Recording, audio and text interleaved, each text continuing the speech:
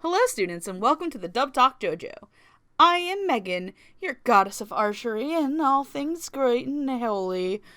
Now, before you take a few shots at the show that we're talking about tonight, let me remind you of a few rules of our dojo. Number 1 is that adult situations and strong language may be used in here, so viewer discretion is advised. If there's anything that you're uncomfortable with, please leave the dojo at this time. Second, spoilers for all of Tsurune will be discussed here, as well as any other anime series, so listeners' discretion is advised. We advise that you do go back and watch Tsurune first, then come and listen to the episode.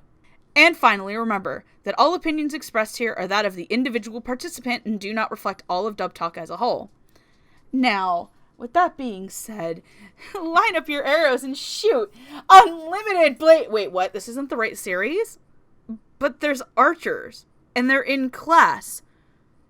But it was clearly told to me in the Supreme Doctrines of Weebness that the archer class is really made up of archers. And these ones actually shoot bows and arrows? Where are the swords? Where's the copying? Like, you know what? Fuck it.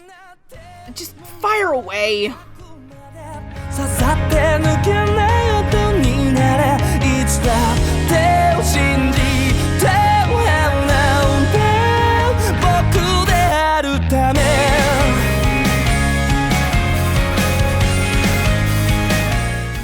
Hello, one and all, and welcome to Dub Talk, the show where a group of friends get together, hit the range, and fire off our opinions on the latest and greatest in anime dubs.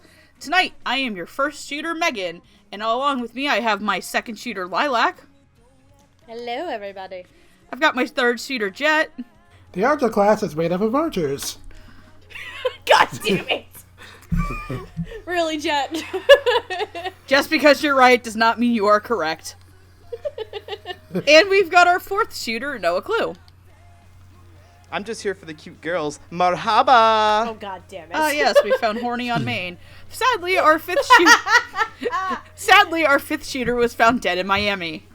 Jesus Christ. Just kidding. We tied him up and left him in New Jersey. God damn it! Oh. Don't worry, nobody deserves that. Don't worry, it's okay. I left him with a copy of Charlotte. Oh, I am not telling him that. I'm letting him discover that one on his own. Megan, He's deserved Hagen, that they've got a... You know how the target practice has circles on it, Yes. right? Well, there's a special circle in hell for people who do stuff like that. I'm so sorry for your immortal soul. Noah, look. She doesn't care. Noah, look. My soul has been going down to hell since, 2008. Can we join you? Take us with you! Only if you're a good little boy who thinks... Only if you're a good little boy who thinks I'm trying to make a dunk and I can't. God. God damn it. I gave it to you. I gave it to you on a silver platter. Anyway. I'm sorry, I got a little target panic. Okay, so for a shooter, would you mind telling us why we're here? God damn it. Tonight we are here to talk about the... Fuck. Tonight we are here to talk about fucking! No, we're not. Show is way too cute and nice and wholesome for that. That's not what I signed up for, Megan. Especially considering the studio this is from. That is an amazing Let accomplishment. me get to that. Tonight we are here to talk about Tsurune Kazuma Kyo... I'm gonna try to say this... Wait, here, try that again. Tonight we're here to talk about Tsurune Kazuma Koto Kyudo Bu, otherwise just shortly known to Tsurune unless you're a fucking weeb. The 2018 series by Kyoto Animation, which means one thing. Half the people watching the show just want to see two dudes kiss. Just because they are correct, just because they're right doesn't mean they are correct. Thank you, Shiro Emiya. Oh no, Steph, you were actually right the first time. Oh, I had fuck. Thanks, Shiro. I fucked up. I done fucked up. Thank you, Shiro Emiya. I didn't know you were on this episode. People die when they are killed. That they do, Shiro. That they do. I just really need KG Tang yelling that at somebody. Anyway, just to go over this, Tsurune was licensed by Sentai Filmworks, and the plot goes as follows. Minato Narumi used to be in the middle school Kyudo club until a certain incident in his last tournament caused his resolve to quit archery for good. When he attends high school, his childhood friends Seiya Takehaya and Ryohei Yamanouchi try to rope him into the high school Kyudo club again, but he refuses. However, an encounter with a mysterious man in an archery range in the forest inspires Minato to take up archery once more. Minato joins the Kazemai High School Kyudo Club along with his old friends and 2 new teammates, Nanao Kisaragi and Kaito Onogi, as they aim to win their prefectural tournament, and for Minato to get over what's called target panic. Basically, he can't hit anything even if he tries. Also, the mysterious guy in the woods is named Misaki, and he's really attractive! And has an owl! Yes, he has an owl! All main characters should have an owl. Gotta say, the Harry Potter extended universe is getting really weird. Jesus Christ! I mean, I'll take this over Fantastic Beasts, but I mean... So do you think when Hedwig died in the 7th book, they got reincarnated in this world, and therefore this is a Harry Potter isekai? Yes. The answer is always yes. That time I got reincarnated as a hot dude in the mountains familiar. God damn it. All right, we're already throwing this off track here. Anyway, Let me do my job. Okay. You only have one job. Let me do my job, please. Noah's taking my gerbs. Tonight we are talking about the 2018 dubcast that Sentai Filmworks did in the fall that started up literally at the very tail end of November. I think it literally started 2 days after my birthday. I believe that was the case. Yep, yeah. I think it started like 2 days after my birthday, like right before Thanksgiving. This got announced to, the dubcast for this started and it got announced to come out. This was the dubcast that aired that season, I believe alongside Real Girls dubcast, Tada, Bloom Into You, and Bloom Into You. I believe so, yeah. And, Yeah, definitely Bloom Into You. we'll talk about our feelings on the casting, the writing, the direction of this show. So, as this is a Sentai Filmworks dub, and this is a dub review, there will be no predictions done. We are just going to straight up talk about the characters. So we are going to start with our director, because every dub needs a director, unless you're Stephen Foster and you just quit halfway through. God damn it. There is a joke to be made there about the movie that came out called Wonder Park, but we probably shouldn't go there either. Let's not. So, the director for this dub is Shannon Reed, and the writer for this dub is Marta Bechtel. Shannon Reed you'll know for his dubs on Anonymous Noise, Chihaya Furu, and Real Girl. Marta Bechtel you'll know as the writer for series such as Devil's Line, Food Wars, and Typhoon Norida. So tonight, our order is actually going to be Noah, then Jet, then Steph, and myself. Cool. Alright, so Noah, take us away. So, by complete coincidence, these just happen to be my favorite director and writing pair over at Sentai Filmworks right now. I really like Shannon's work on stuff like School Live. So it kind of breaks my heart a little bit that I wasn't too enthused about either the direction or the writing on this show. For the direction on it, it suffers a little bit from a lack of convincing talking to each other dialogue. I know that all shows of this modern era are dubbed with individual actors in recording booths, and they're not usually recording together. But with some of the dialogue here, it was a little too apparent that there was no one else that they were going off of. Now, I'm not quite sure if that was entirely because of the direction or just because of some of the actors that we're going to talk about, but it did detract a little bit because this is a show with a lot of dialogue. There's a lot of back and forth with the archers to each other that has to be really convincing, or else it comes off as a little too phony. Higher praise to Marta on the writing of it, because there was a lot of dialogue in this, and she really did her best to possibly Englishify some of the talking. This is a show that is not your shonen, My Hero Academia type of high school setting. It's more laid back, it's more realistic, and it kind of deals with some of the struggles that high schoolers have to deal with. So I do like that Marta peppered it up with distinct writing styles for each of the 5 mains. It's kind of a weakness of some of the material that she had to work with. So for both of them, it was okay, but I do think that the direction suffered a little bit from just not being as emotionally invested as some other shows that I've seen both of these work on. You may fire your arrows at me now. Interesting. Alright, Jet. Okay, so this is the second thing Shannon Reed's directed that I've seen. And while I really liked his work on Chihaya Furu, I was a little more mixed on this dub's direction. To be perfectly honest, the first couple of episodes of this dub sounded a little rough to me. And outside of a couple of actors, it felt like a lot of the cast was having a pretty good amount of trouble adjusting to their roles, and you could really tell it in how they were performing. But to Shannon's credit, they do adjust by the end of, I'd say, episode 3 or so. And from that point on, the dub sounds pretty smooth, and the actors are able to give fairly natural-sounding performances, which feels pretty on point for how low-key of a show this is. Part of me kind of wonders if maybe having this under a simul dub schedule is what made those first couple of episodes sound a little off, since Shannon Reed might have had a little bit of trouble adjusting to working under those kind of conditions, but on the whole, I'd say it's pretty solid on that front, even if it took me a little while to win me over. Writing-wise, on the other hand, I'd say things were pretty smooth in terms of monumental script.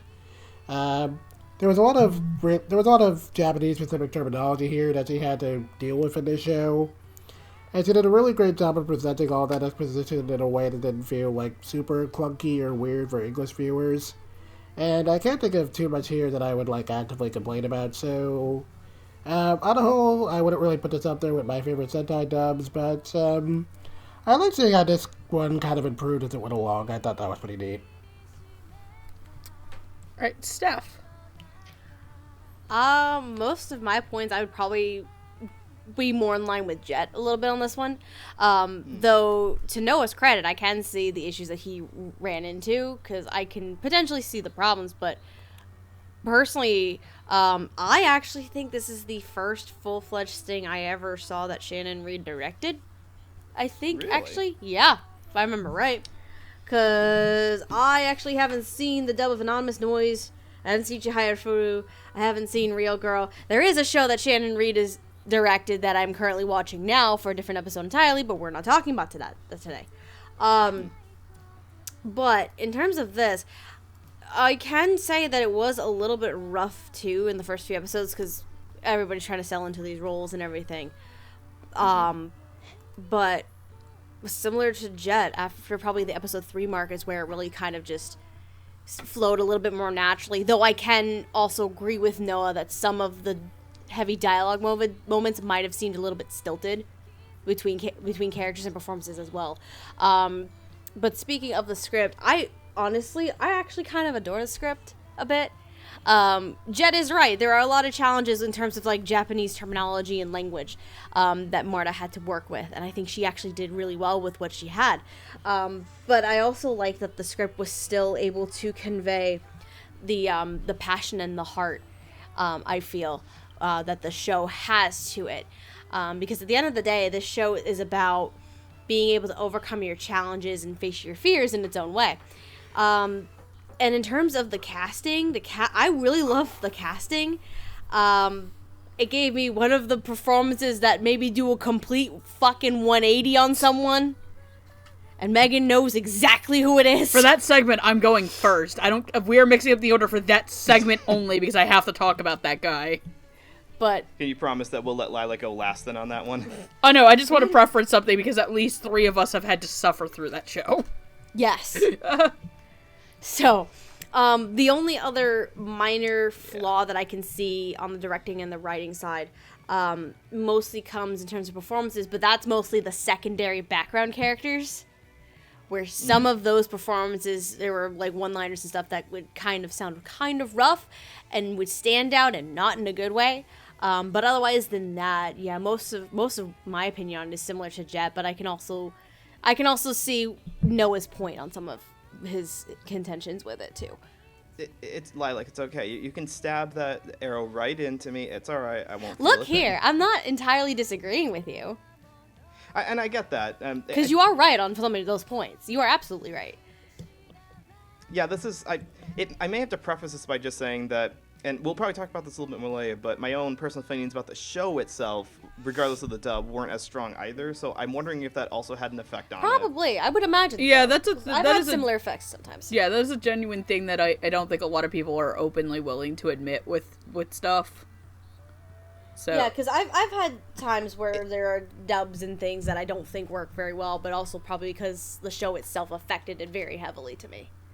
I've had it happen, so don't worry about it. All right, thank you. all right, am I good to go, or are you still? Yes, you are. Okay, cool. Just to preference that last point, like, Noah, I'll give you a straight up example. I hate the dub of Junie Tyson, even though. But I thought you really, really liked that No, show. I fucking hated that show. I dropped it. Yeah, she hates the show. I dropped that show, like, after we recorded it. I hated Alright. it. Which is a shame, because it's a lot of things I genuinely like in other shows. But speaking of things I genuinely like in shows, taking out the show from the dub for a bit, this is a show I genuinely really like. This is a show I got really into, due to some stuff that it wants to talk about.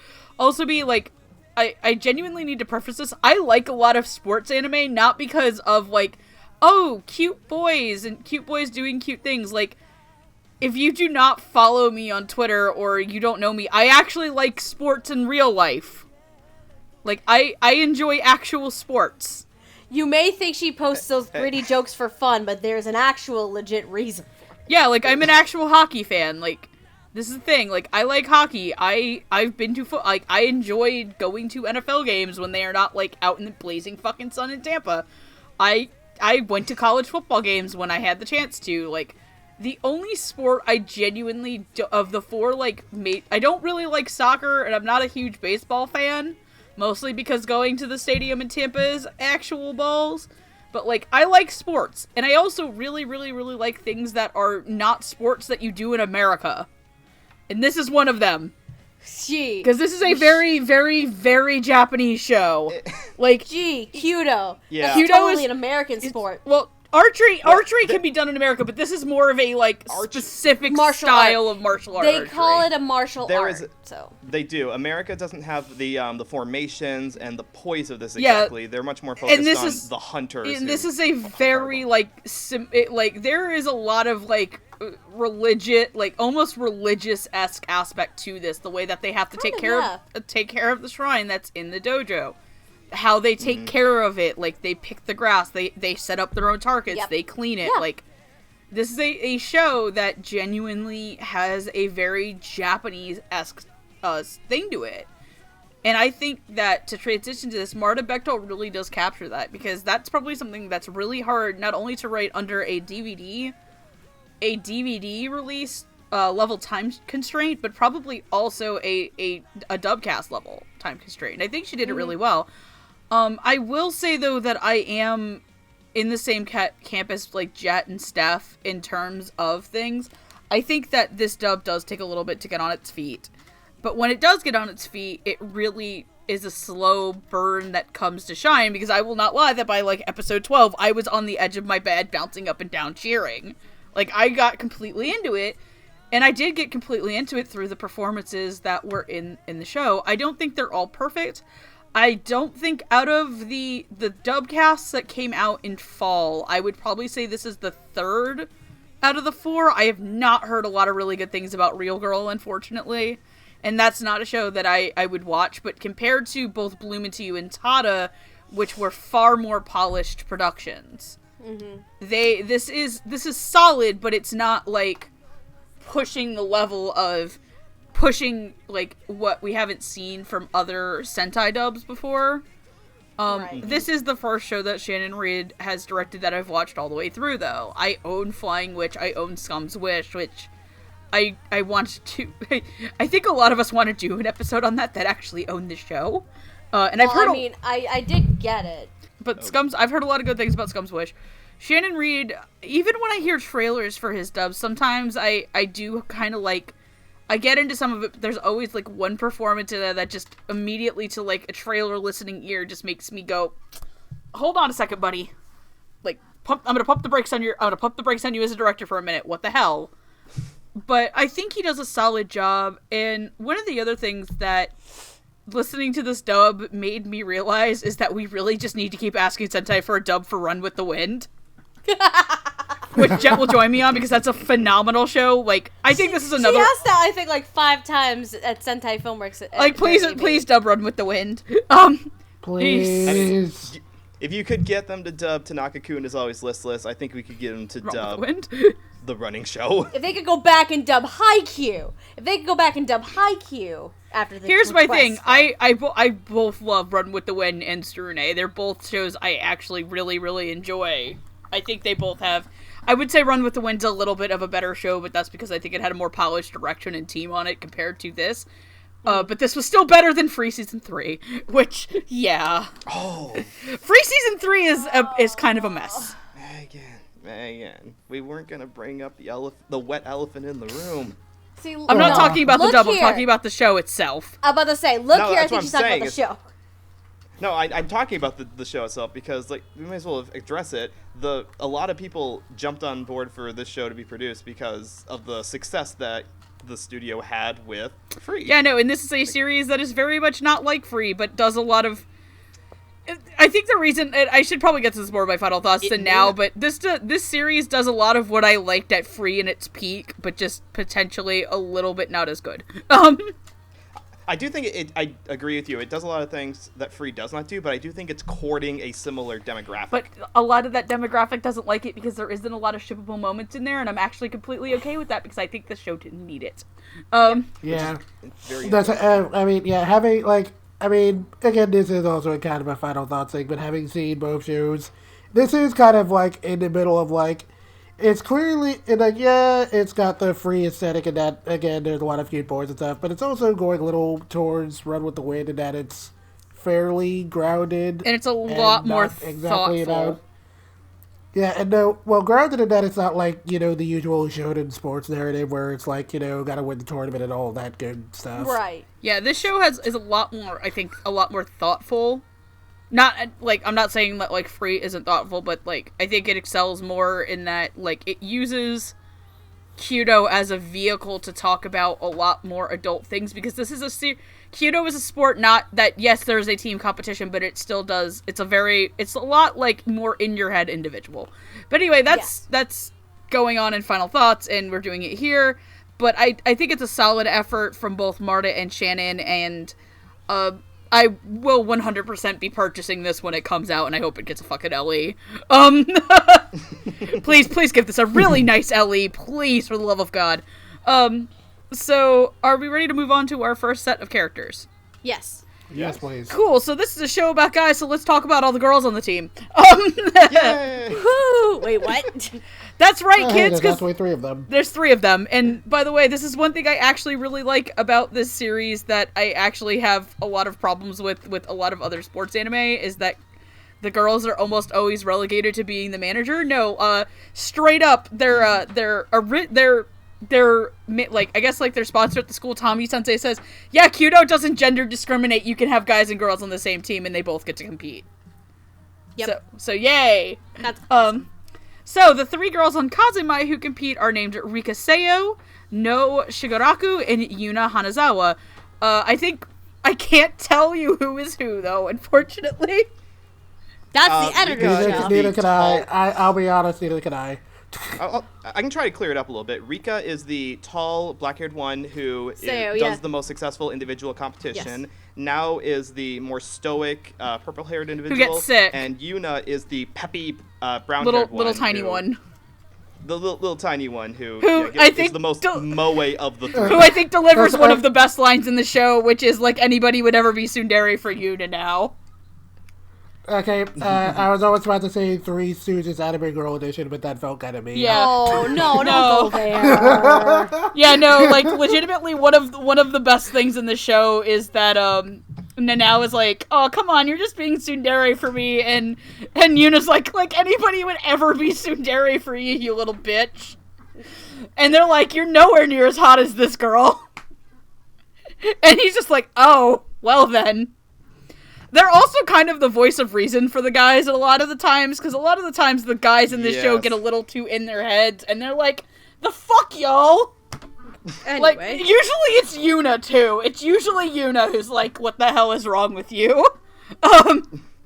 So, playing Rika Seo is Avery Smithhart, playing Nao Shigaraku is Elessa Collier, And playing Yuna Hanazawa is Savannah Menzel. Avery Smithhart you'll know as characters such as Go Ishikawa in Release the Spice, Alexander Marguerite in Tada Never Falls in Love, and Ayaka Toshimoru in Doreku the Animation.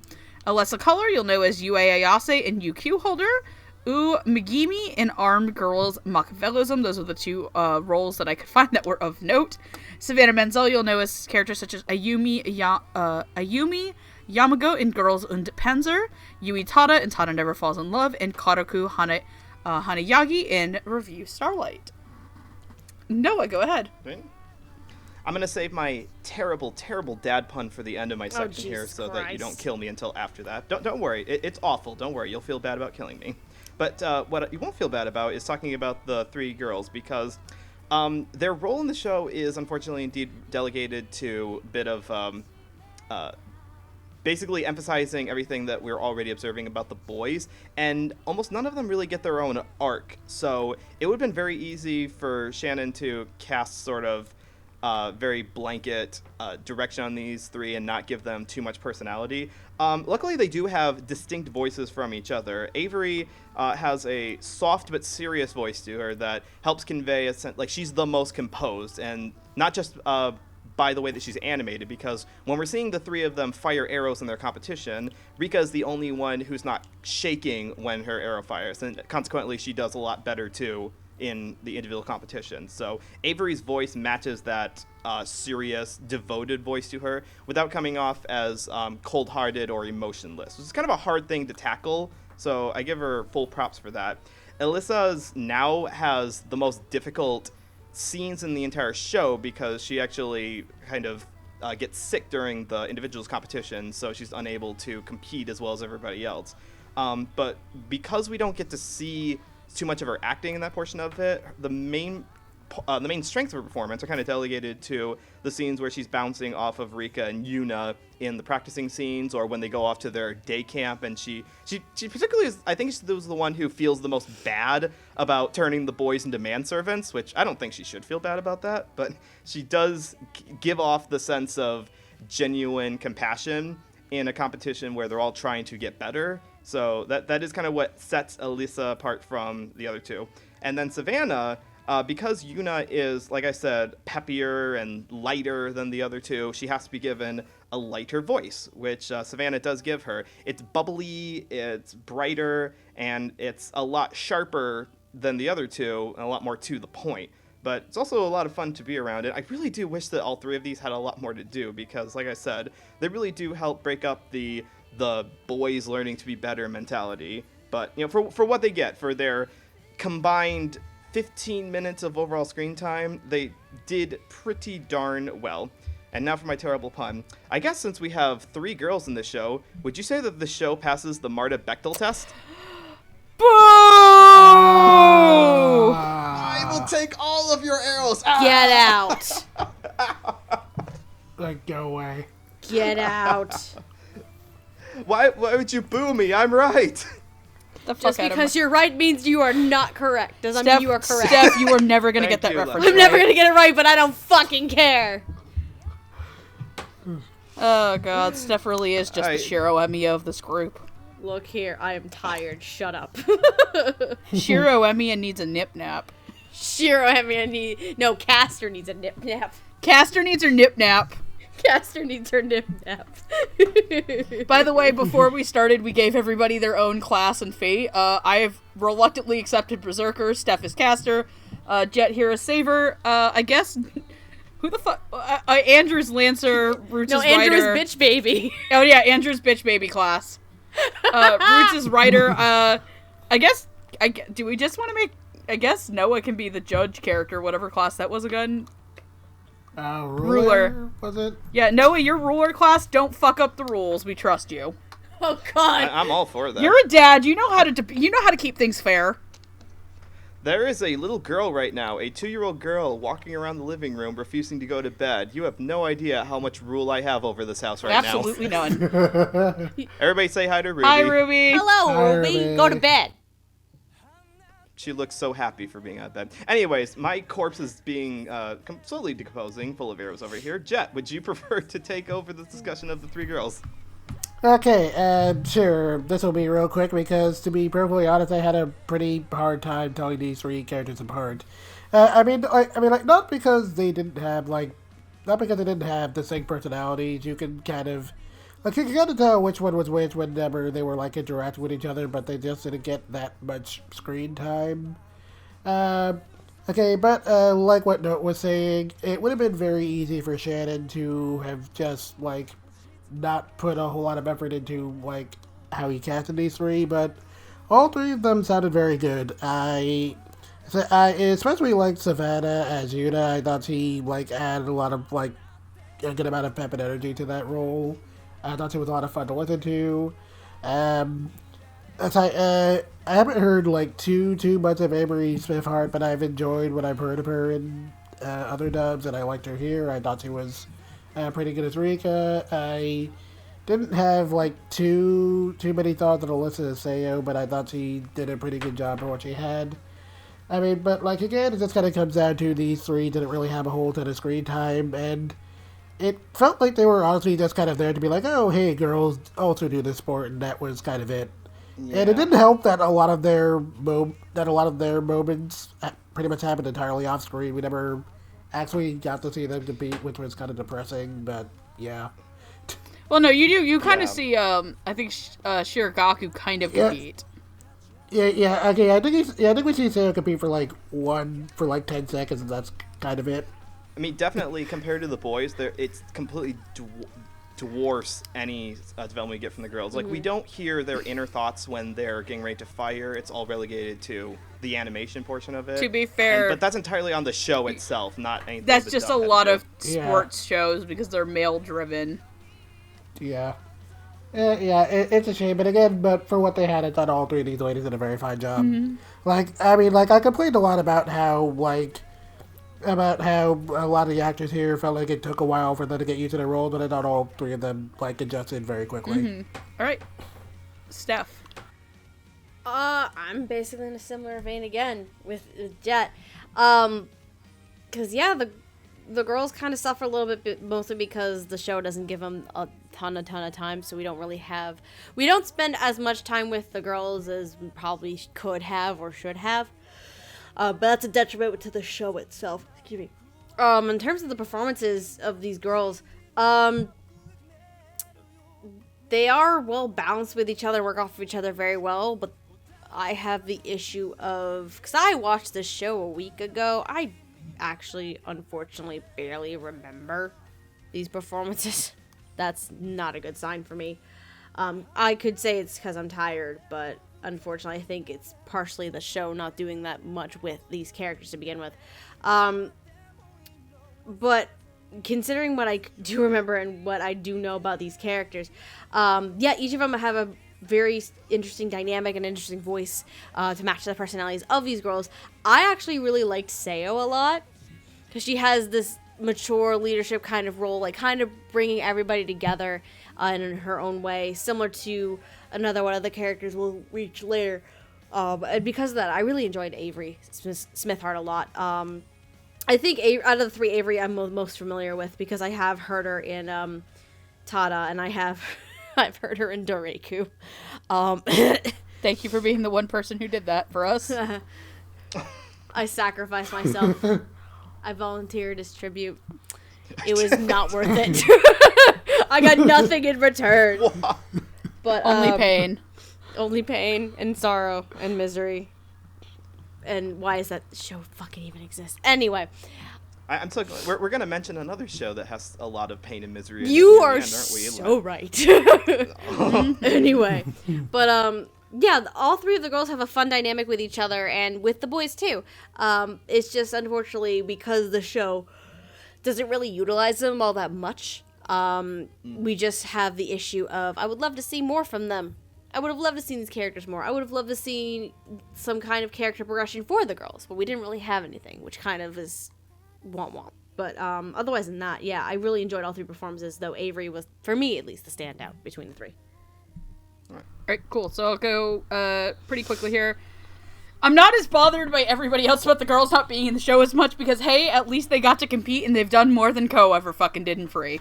Right. And at least they have, Right. and here's my Right. other thing. At least they have troubles and, like, actual genuine, like, failures and things, unlike any of the girls in Free ever have. Like, I love Free to pieces, but literally Ko doesn't have a personality other than crying about how hot guys are. Yep. Which I mean, that's not nothing. That's not I mean, nothing, but, like, in terms of... that's practically most of the viewer base. First of all, one, just because you're right does not mean you are correct. Second of all, suck your own dick. Nice. But, I don't bend that way. just I remove a tried few, it. just remove a few ribs. Anyway, I really like the three girls. I would say I'm the least familiar with Alyssa Color as Shigaraku, and I do think that she was probably the weaker of the three.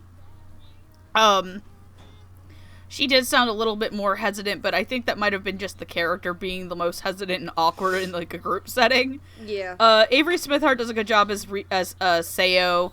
Avery Smithart is probably the person I'm more familiar with as well, because I've watched Tada, and she was such a large part of Tada's main cast.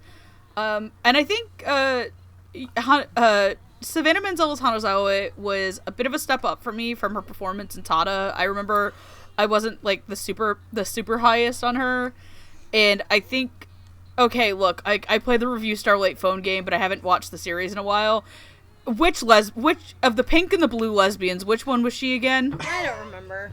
Was she the lazy? She was blue. Okay, so she was the lazy lesbian. Or no, wait, was the blue one the one with the Yes. motorcycle?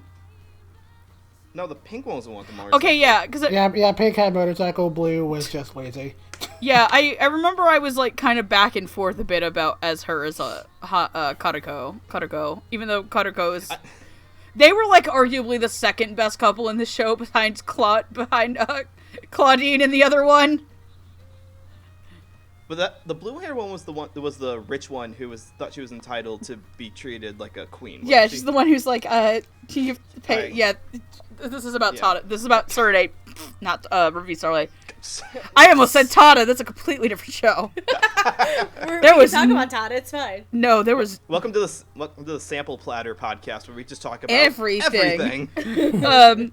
no, but I think the girls did a good job as supporting characters, and they did the thing that I like, where it's like they don't overpower the main cast, but they also aren't bad enough to stand out in the background. So, speaking of supporting cast, let's talk about the adults that support the Kyudo Club and Kyudo in general. Yay! So first up is Kazuyoshi Saionji. She is a master of Kyudo who taught Minato when he first started, but he also taught his rival Shu. She is kind of a recluse until the very end, where she just shows the fuck up at the tournament. And everyone's like, what are you doing here? And they're all like, shut the fuck up, she's in charge. Also, fun fact, they actually changed their gender in the novels. This is actually a male character. And they made them into a woman for the show, which I I'm not like that change. I'm not complaining. Neither am I. She's badass. Then there is Nakazaki. He owns a Kyudo shop that Ryohei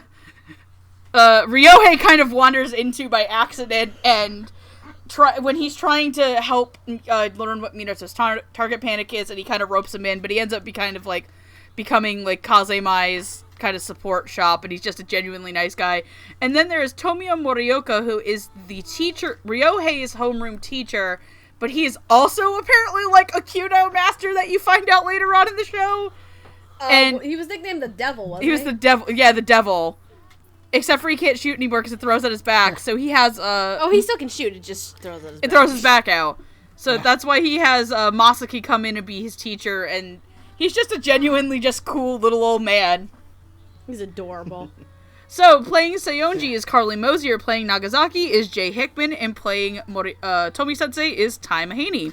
Carly Mosier, you'll know his characters such as Azumi Nase in Beyond the Boundary, Juliana Lloyd in Devil's Line, and Shizune Yusa in Night Raid 1931.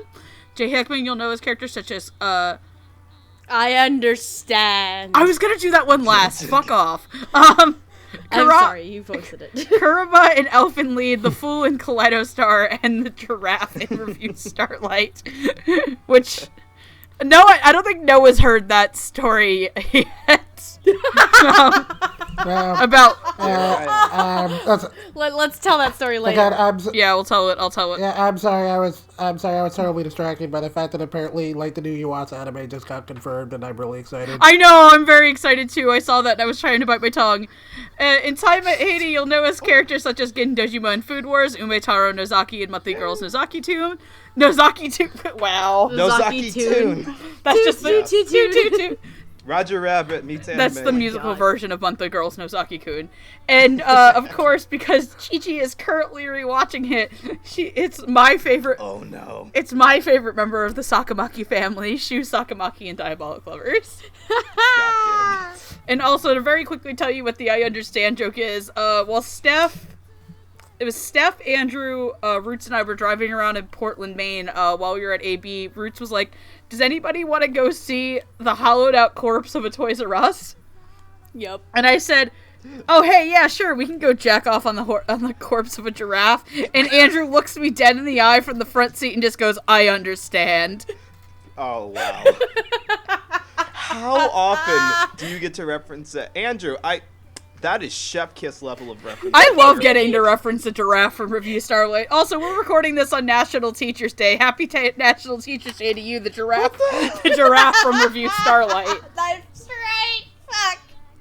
Again, how do we keep going back to Review Starlight and the show about shooting bows and arrows? Fucking no. Juna had a bow and arrow. Fuck off. Work. Juna had a bow and Guess so. arrow. But anyway, Noah.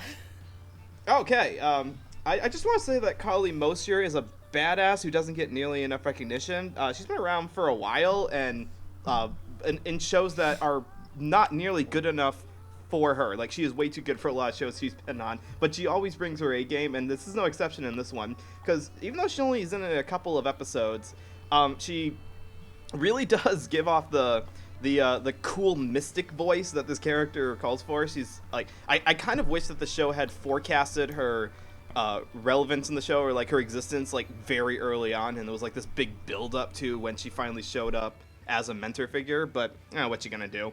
But yeah, I have no qualms with the way that Carly portrayed her. And yeah, that when she finally comes in for the final tournament, and she's just this back off, I am awesome kind of vibe to her, just even from the voice acting itself. Jay Hickman, this is the shop owner, right? Yes. Yes.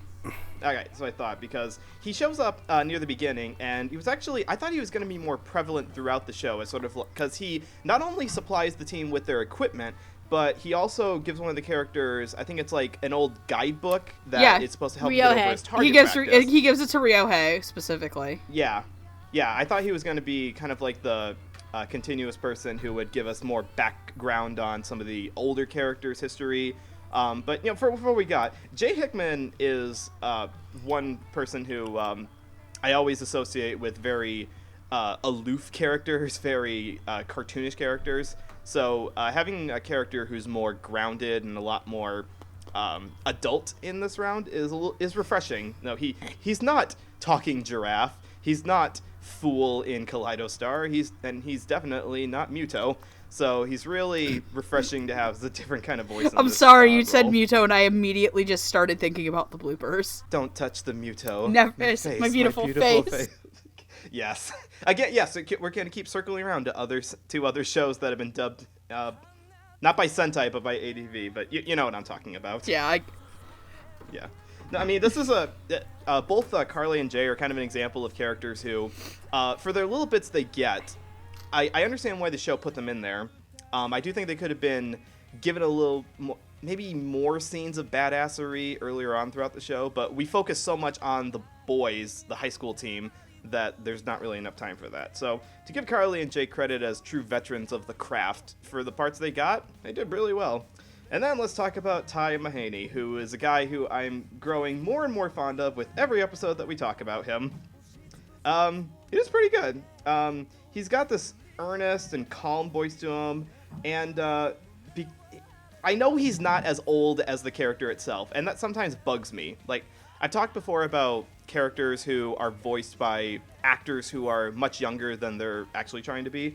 So in this case, he compensates for not sounding as old by giving him a bit of a higher pitch. He's going for that old men start to lose the gravel in their voice and start to get a little bit higher up here when they get a little bit older, kind of the Master Roshi sort of voice.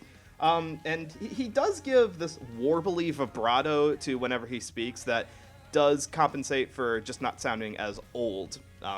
Again, he gets probably some of the better lines of the secondary characters because he's supposed to be the teacher of the group and not really performing so much, so he doesn't get snappy one-liners, but he does get a good sense of motivation, like keep everybody in line when they get not out of control, but like demotivated. So for those 3 guys and 1 girl, good job. Okay, so I guess it's my turn. For Carly Mosier, I don't have too many thoughts. I thought she was pretty good in the role, but I will admit I had a little bit of trouble getting used to her because it's not that she was straining her voice like maybe a little bit to sound like an old lady. Like, I enjoy Carly Mosier in a lot of things, and she's been pretty great in like most of the stuff I've heard her in, but she sounded like maybe a little off here trying to do the old lady voice for like the first few episodes when that character was introduced, but after a little bit, it worked for me, but it took a while. As for Jay Hickman as the shop manager, I didn't really have too many thoughts there. I thought he sounded like pretty... I thought he did a pretty good job of making the character sound like pretty pleasant and down to earth. Like Noah, I also thought that character would maybe have like a little more to do, but ultimately he was just kind of there, so I don't have any super strong opinions, but Jay Hickman is usually very reliable, and he was pretty solid here. The character I do have thoughts on is Tai Mahoney as Mr. Tomio, because I really enjoyed that one. And this was definitely one of the performances I really enjoyed right off the bat. I'm mostly familiar with his work in playing like really gruff-sounding adults, so I was kind of surprised to see him here play the role of the kindly old man, but he does that very well. He does a very great job of giving Tomio an air of wisdom that makes him sound like a man who's, had his share of experiences with this particular sport, while also giving him a very generally gentle tone that makes him sound like he could be just about anyone's grandpa. I wish he had a little more to do in the grand scheme of things, but I definitely enjoyed him, especially in all his scenes with Minato and Masaki, and the, calm but very firm way he was able to help them tackle their individual problems. Especially with Misaki during some of those later episodes when he was, doing all that stuff with his grandfather.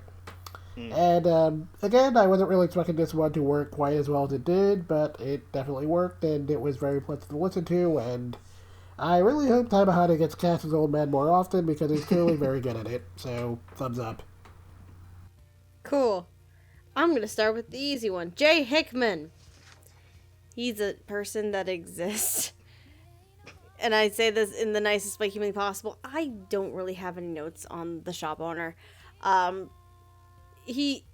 Because I also thought he was going to be more of a presence than he actually was. Again, but given what he has, he is honestly a good support system and has a really interesting dynamic among the adult characters in the show. But not as like a mentor figure, but just as like an outside observer of sorts, because because what Jay's character basically is the outside observer. Because we already have plenty of mentor figures in the show itself, so we need that kind of balance in the show to give like a different perspective on things, similar to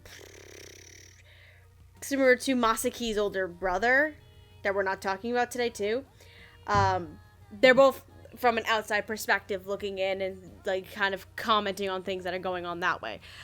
Given that, I do like Jay's performance in the show because of it. Carly Mosier is an interesting one, because I had no clue until Megan told me after I finished watching the show that character was originally male in the novels. So first of all, show more power to you for making this a female role, just to give it a little bit more oomph to it, which is awesome. Second of all, I love Carly Mosier to pieces. This is actually a fun role. Her and, it'll eventually lead into Tai too. She doesn't sound too old. She doesn't go with the stereotypical old lady voice, and I think that is the best part. Because she is an elder lady, sure, but she's not to the point of like drop dead grandma elderly lady. That's not the stereotype. She has this a mature, almost kind of regal, polished air to her, and I think that's exactly what the character of Sayonji really calls for. Because that seems to be, because majority of the time we see Sayonji is through flashbacks, and we do see her at present day on a few occasions, but you can get a lot of the personality through those flashbacks, and I think she carries that rather well through to present day. But I also have to agree that Time and Handy is a fun standout here, because same reason as I gave for Carly, he's not being the stereotypical old guy. He's not going full-fledged grandpa. Is Tomio aged? Sure. I mean, he throws his damn back out when he tries to do practicing Kyudo. But it's also a wise mentor kind of role, which you could, if you wanted to go the stereotypical grandpa route and make it all hammy and cheesy and everything, sure, but I don't think this is the kind of thing that this show calls for. So, I love that he's still very wise. He has the elderly charm in his voice, but he's still the wise mentor. He is the teacher. He is very lovable. He's a fun character. I love it to pieces. And Time and Handy is probably the last person I would expect to voice an old guy like this. Considering I know him from Nozaki-kun and Diabolic Lovers comes to mind as well as Megan's favorite fucking character. No one teaches Shusaki Maki how to bathe. Spades with headphones on, because fuck exactly. yeah. Exactly. Why not electrocute yourself? It's fine. Anyway, but yeah. What? Jet's just sitting there like, Jet, please never watch Diabolic Lovers. You will lose all respect for all of us. Yes. And or might be turned on. Okay. Don't feel too bad. I am a person who had the unfortunate experience of sitting through all of Boku no Pico, so like. Jet's a fucking survivor. Jet is a motherfucking champ. What have we learned tonight, boys and girls? Jet will take a hit for anyone. Do you guys all want to know an awful thing I did one time when I was a young, dumb edgelord weeb? What? I challenged my friend to watch all of Boku no Pico for $20, and I never gave her the money.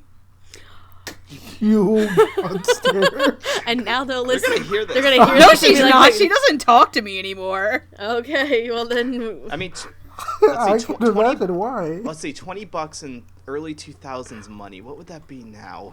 That's at least like one. That's still $20. Still $20. $20 is still $20, Noah. That's a fucking fate line right there. $20 is still $20. I will be here all week, boys and girls. But anyway, yeah, I really like these supporting characters. They bring fun dynamic, a lot of maturity, and different perspectives from an adult side of it. But definitely, I really like Time and Handy. He's the last person I would have expected to voice an older character like this, but I think he does very well, and I love it very much. Next. Alright, so Carly Mosier as Sayonji I really like because they don't make her go like super grandma voice, even though it's very clear that she is Tomi's age as well. Mm-hmm.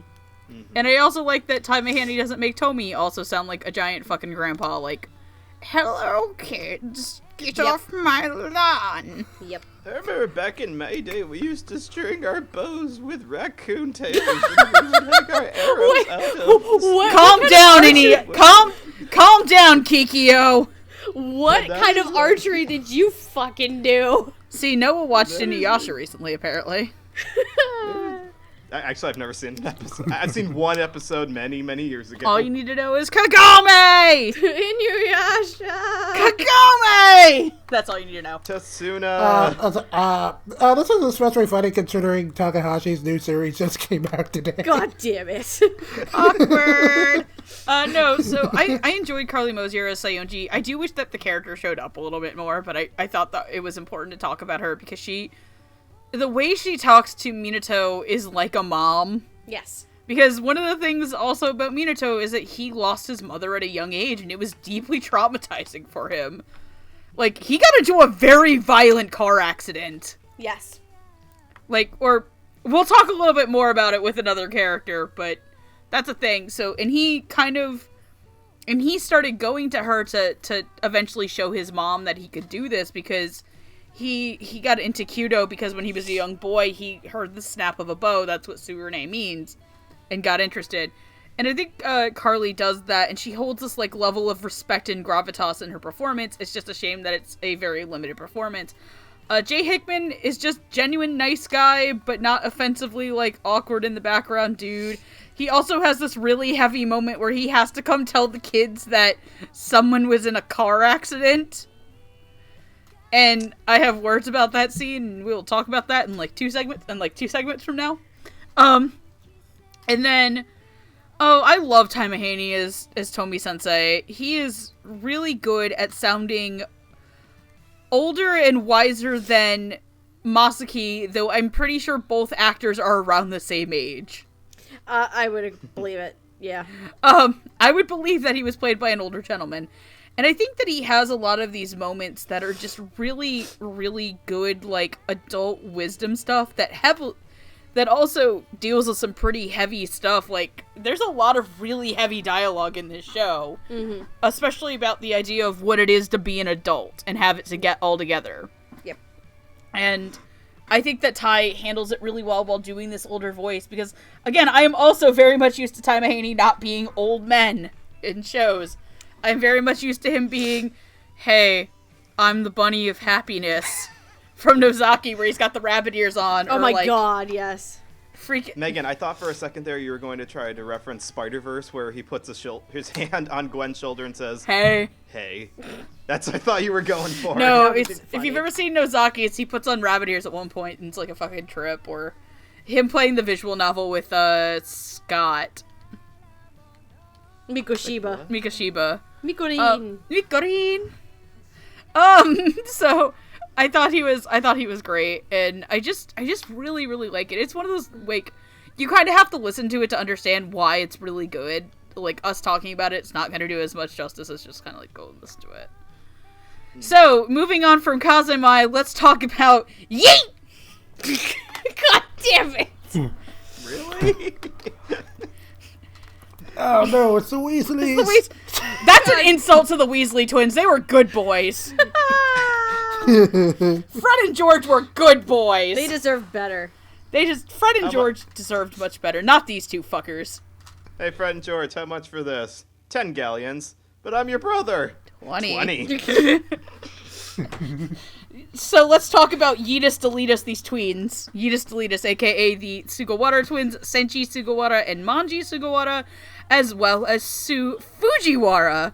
Shu being the more kind of important character in the segment. Shu is the once former teammate of Minato and Seiya from their middle school, who went on to Kirasaki High, which is where everybody thought Minato and Seiya was going to go on to, where they didn't. They went to Kazemai instead. Shu is essentially an unbeatable demon monster archer. He doesn't miss.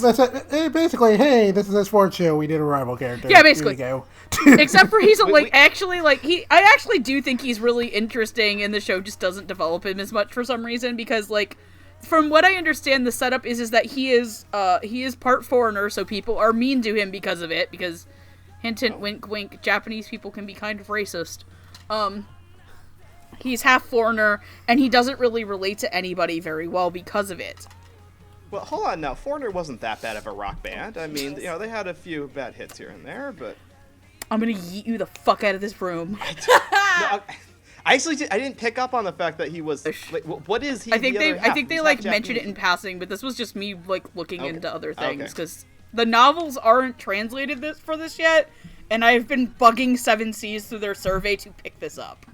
But a lot of time, Kyoto Animation novels, through like their novel writing thing that they have, don't get picked up in the United States. And I actually think the only light novel for a Kyoto Animation show, like, that I know specifically was from a light novel, is Sound Euphonium is available in the States. But I think that's the only one. I don't think Tamako Market's available in the States either. Yeah, I don't think Beyond the Boundary is not available over here. Most of them aren't, like, the high-speed novels aren't available over here, like, just as a tangent. Like, I think Sound UFO is the one that I know is over. I think Nichijou is, but Nichijou's a 4-koma, I think Nichijou's a 4-koma. Is it? I'll probably look it up after recording for you guys to tell, but from what I understand as of the time of this recording, like, very little of what Hyodo Animation adapts in terms of, like, manga light novels doesn't come over to the US. But, yeah, like, I'm actually going to genuinely go on Mandarake and import the novels just to have them. Because I genuinely like this series. So, playing Senichi Sugawara is Greg Kote. Playing Manji Sugawara is Anthony Hunter. Note that our feelings towards these two little assholes do not reflect on the actors themselves, because actors are not their characters. Fucking worst. AKA these twins are the fucking worst. They are some pretty fuck awful characters. Like I think I was watching Black Clover this morning, and there was a moment that happened in that show that was very similar to this, but this one kind of was like a little bit worse. And playing Shu Fujiwara is Scott Gibbs. Greg Kote, you'll know such as characters as Ryunosuke Tanaka in Haikyuu, Suguru Dojima in Bloom Into You, and Shogo Senna in Love Stage. Anthony Hunter, you'll know as characters such as Estion Aizan in Food Wars, that is his only major role at this point. And Scott Gibbs, you'll know as characters such as Tobio Kageyama in Haikyuu, Hajime Sugimoto in Tada Never Falls in Love, and Riku in No Game No Life 0.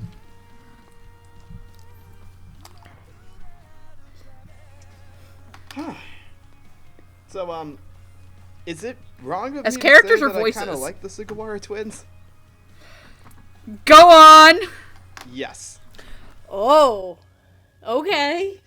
Okay, Because voices I can agree with, but... there's a theory in film and in most visual media in general that people relate to characters who are motivated. They may not be good people. In fact, they may be god-awful people. But if they are motivated by something, then you will remember them. And the Sugawara twins are an embodiment of characters who are motivated to not be underestimated just because of their age. Which, to be fair, that is a stereotype that I do like seeing broken up. Like, I don't like the upperclassmen who confront them and say, we want you to take a fall. We want you to not pass the test to be part of the team because we want our third years to get this last chance to be part of the group. I totally side with them on that one. Unfortunately, for the acting side of it, I could not really tell Greg or Anthony apart from each other.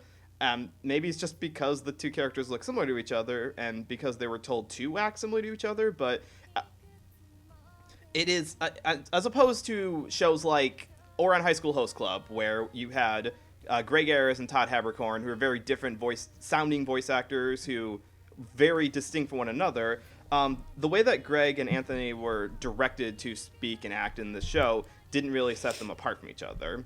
Luckily, though, it's good acting. It's bratty to a point of confidence without giving it a nasally, whiny sound like an overly trickster character would have, and that really helped from, like, maybe other people may dislike these characters more because they are little shit demons, that's for sure, but they're the kind of shit demons I can get behind. Like, they're the kind of people who, yes, they may, like, I don't know, stuff a million fireworks in your locker, but, you know, you still laugh about it afterwards.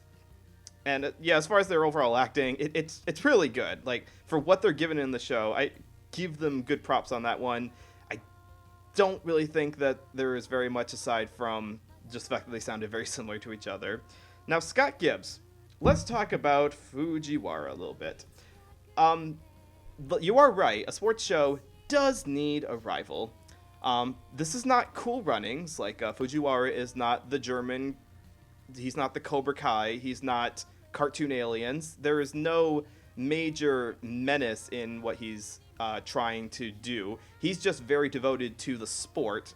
And we'll talk more about his connection to the main characters in a little bit here. But Scott's portrayal of him seems to be, it's sometimes struggling to balance those two personality traits out, because he has to be serious and confident as the lead the best kind of Kyoto player, because he is the best. Like, he's continuously getting the best marks and hitting the best parts, and I think he is the last one to fire in their group, which is usually reserved for the best archer. But Scott also understands the kind of misses his friends and trying not to be too mean to them when they meet up later in the show. So I'm not sure I'm totally on board with the way Scott balances those two halves of the personality out, but that may just be because the character itself is very different from the kind of rival that I'm used to seeing in a sports show. So I guess the final consensus is that they're all good enough that I could recommend the English dub as just as good as the Japanese, which I think is the best indicator for it was still not too bad. Okay. So I will actually start with Scott Gibbs' issue because for a while I could not tell that was Scott Gibbs. Really? I mean, yeah, mostly because it's been a little while since I've heard Scott Gibbs and things, but I'm mostly familiar with his work in like comedy roles. So I'm not really too used to hearing him do like really dramatic stuff. This was definitely different for me. And I definitely liked it. I thought he did a very good job of making Chu sound very aloof and serious, but not like, super cold and edgy or what have you. And so, yeah, and I thought he did a good balance between being like the stern leader who's very serious about Kudo and, and you're like a lonely dude who kind of misses his friends. And I thought Scott did a pretty good job of handling that balance. And again, it was definitely a bit of a surprise for me because, again, I'm not, like, super used to Scott Gibbs doing serious roles. But if this is what he's like in dramatic stuff, I'm certainly game for hearing him do that sort of thing more often. I will say that, like, with a lot of the performances in this show, it took maybe an episode or so for him to, like, kind of get into the role, but once he did, he was good. Of course, he said that for me here are definitely the Weasley twins here. God damn it. I can't get over that. When I mentioned the show's direction and how it generally felt like it took a couple of episodes for a lot of the major actors to kind of get into character, but how after that they sort of worked. Out of the main cast, I have to say that these two were the ones that never quite improved for me. My main issue here being that both Greg Cote and Anthony Hunter's voices sounded maybe a little too deep and kind of dude bro-ish for what the character designs looked like, and that kind of took me out of things a little bit. And it didn't help that the twins here were mostly one-dimensional jerks outside of maybe that one bit with the upperclassmen. And they were mostly just kind of there to constantly talk down the Kazumi team at every opportunity, so Greg and Effie didn't get like too much room to be pretty much anything but obnoxious.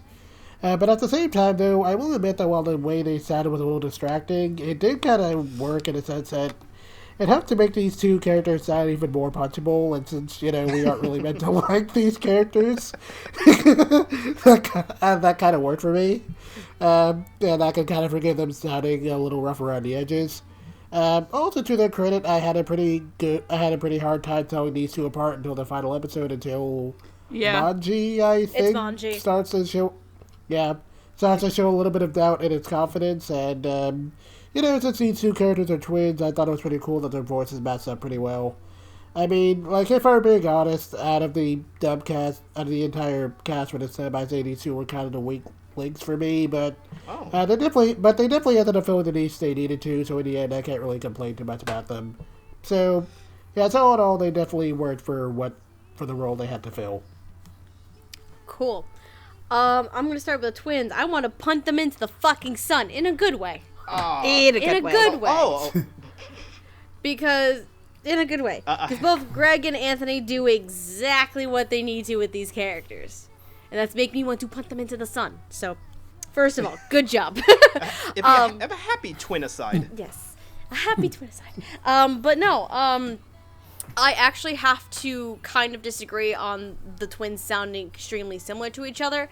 Probably because I am very used to Greg Cote's tone of voice. So I can pick him up in an instant. Obviously, since I'm not familiar with Anthony Hunter, I have never heard this individual in my life, so obviously I don't know what he sounds like. But with someone like Greg Code's distinctive vocal range, I can kind of. I'm with her. I can hear it. I can hear it. I can hear it. But it's not like overly distinct. Like Anthony does also kind of stay in a similar vein and a similar line with Greg, but it's just Greg's specific vocal tone is more distinct to me, since I'm more used to his roles and his voice work. But yeah, these two, I want to punt them into the sun. These performances are so good that I want to punt these kids into the sun. Because they're little shits. As for Scott Gibbs as Shu, I love that Scott keeps getting more and more roles that lean on the dramatic side. Because, brief reminder, long ass time ago, I was not the biggest fan of Scott Gibbs in dramas, but I loved him in comedies. But over time, now that I'm seeing him in more dramatic roles, I'm starting to see like how good of an actor he actually is in dramatic roles. And I really did enjoy Shu in his performance of Shu, because this is probably the most stoic and mature character that at least I've seen him portray. And that's exactly what Shu is. He's not a cocky asshole. He doesn't have this air, like, exudes this air of confidence because he doesn't need to. Like, he knows he's good. He's very disciplined. He's very straightforward. And Scott plays all of those aspects very well. And Shu isn't exactly a great antagonist, honestly, to begin with. Like, personality-wise, Shu's not a great antagonist to begin with, but that's not Scott's fault. That's more on the character. But given the kind of character that Shu is, he does play a kind of foil to both Minato and Seiya, actually, to an extent. I did enjoy this a lot. I mean, I'm becoming more and more accustomed to Scott in more dramatic roles. And again, for shits and giggles, and since I own it, maybe I'll go finally watch No Game, No Life, and then I will probably want to die jail inside. Because that is very, very early Scott Gibbs. I mean, it is a fun show so long as you don't take any of it remotely seriously, but that is kind of hard. With this one, yes. And I mean, that's very, very early Scott Gibbs, and I think his actual first leading role. So I will probably watch it and then cry on the inside. More than likely. What a reputation. Well, it's for me, it says a lot because he started from this point where started from the bottom. Now we're here. Oh my god. It's our bottom. Now we're here. Exactly. Noel. That's exactly. Exactly. Like, he's grown so much, Thank you, and like I can now say that I always look forward to seeing him in more things and hearing his performances. So he's a fantastic actor. I'm not gonna lie. This is how this progression, this storyline goes. And then, oh sweet baby Jesus, when we get to the next segment, though. Holy shit. Anyway, I'm done. All right, let's talk about Yeet 1 and Yeet 2.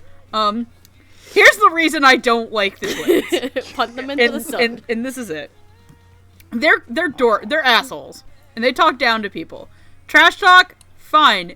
Like, knowing the way that the series goes, they were probably gonna get their comeuppance. No, the thing that turned me off on them was them taunting the Kazemai about having potentially had a dead coach. That's where I was like, no, fuck you both. I was like, fuck you too. That is a line that you don't cross. That is crossing a line. And I will kind of agree, as much as I really love Greg Cote, and I'm not as familiar with Anthony Hunter, the fact that they sound almost identical is really, really, really hard to get past in a show where they don't get a lot of screen time to develop them as separate personalities. Their personalities are linked to each other, and I think that's kind of the point of them, is that a lot of people don't look down on them because of their age. It's because they're kind of freaky little assholes.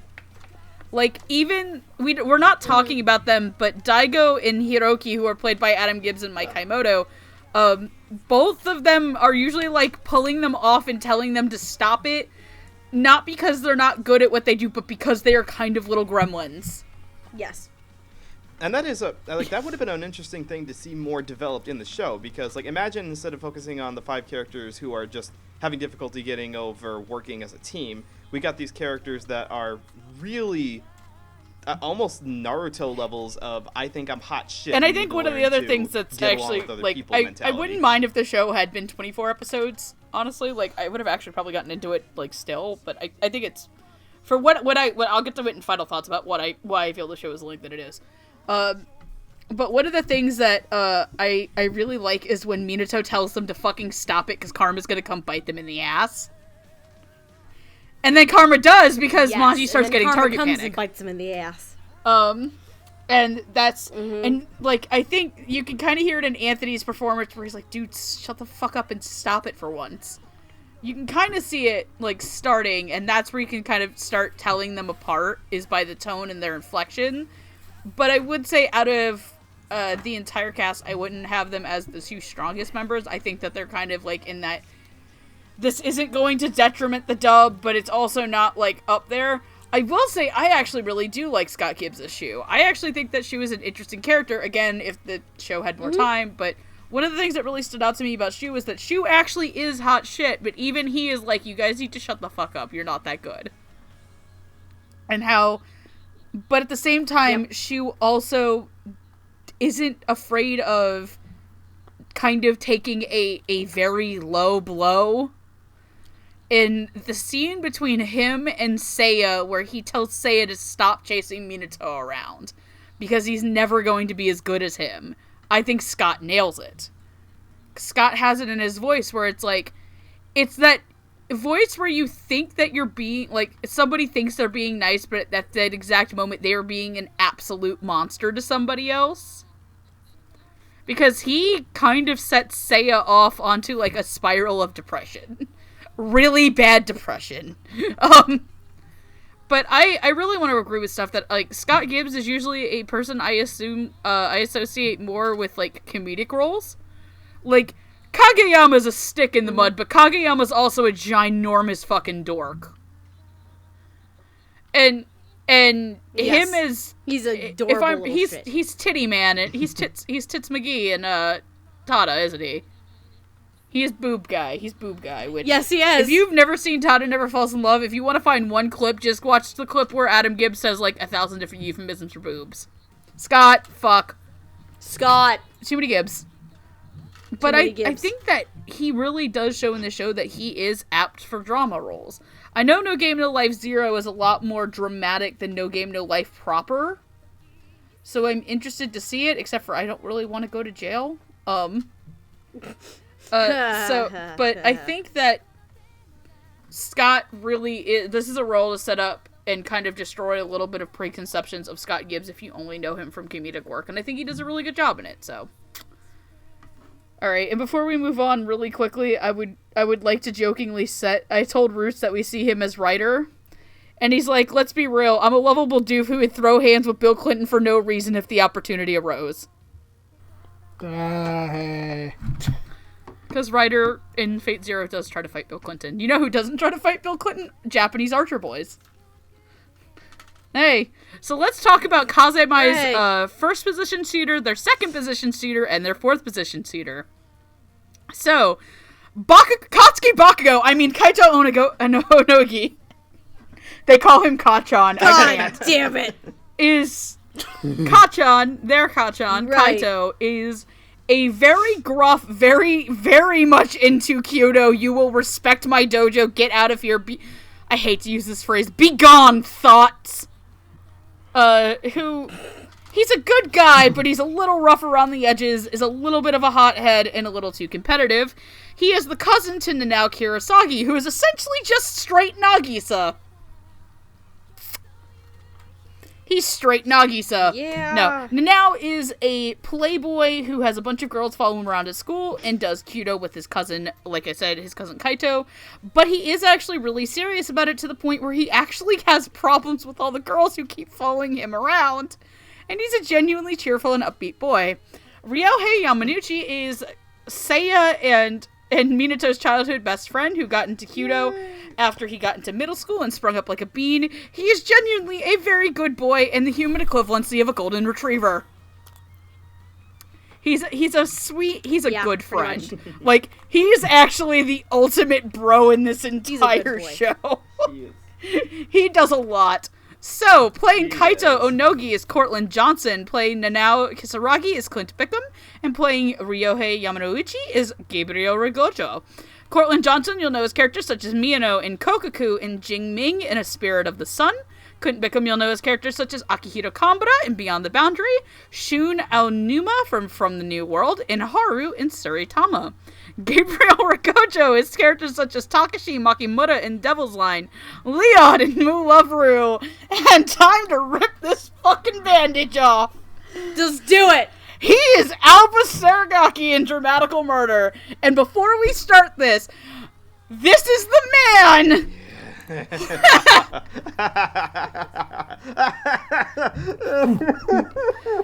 Because Jen is the smart one who's never had to listen to that dub. I want to say this, and I do not say this lightly. Don't. This is a man who single-handedly gave the worst performance I've ever heard doing this show. Yep. It was, yeah, even in a show where the bar was set pretty low, this went even below that. Yep. No, but seriously, like, I just want to say this right now is in all seriousness thing, like, this is why I want to go first, at least for Ryohei. Gabriel's performance gave me a 180-degree turn on this man's ability to act. This is such a departure from how bad Alba's performance is. Like, he takes a little while to get into it, but he makes Ryohei so endearing as a character. He is such a good boy.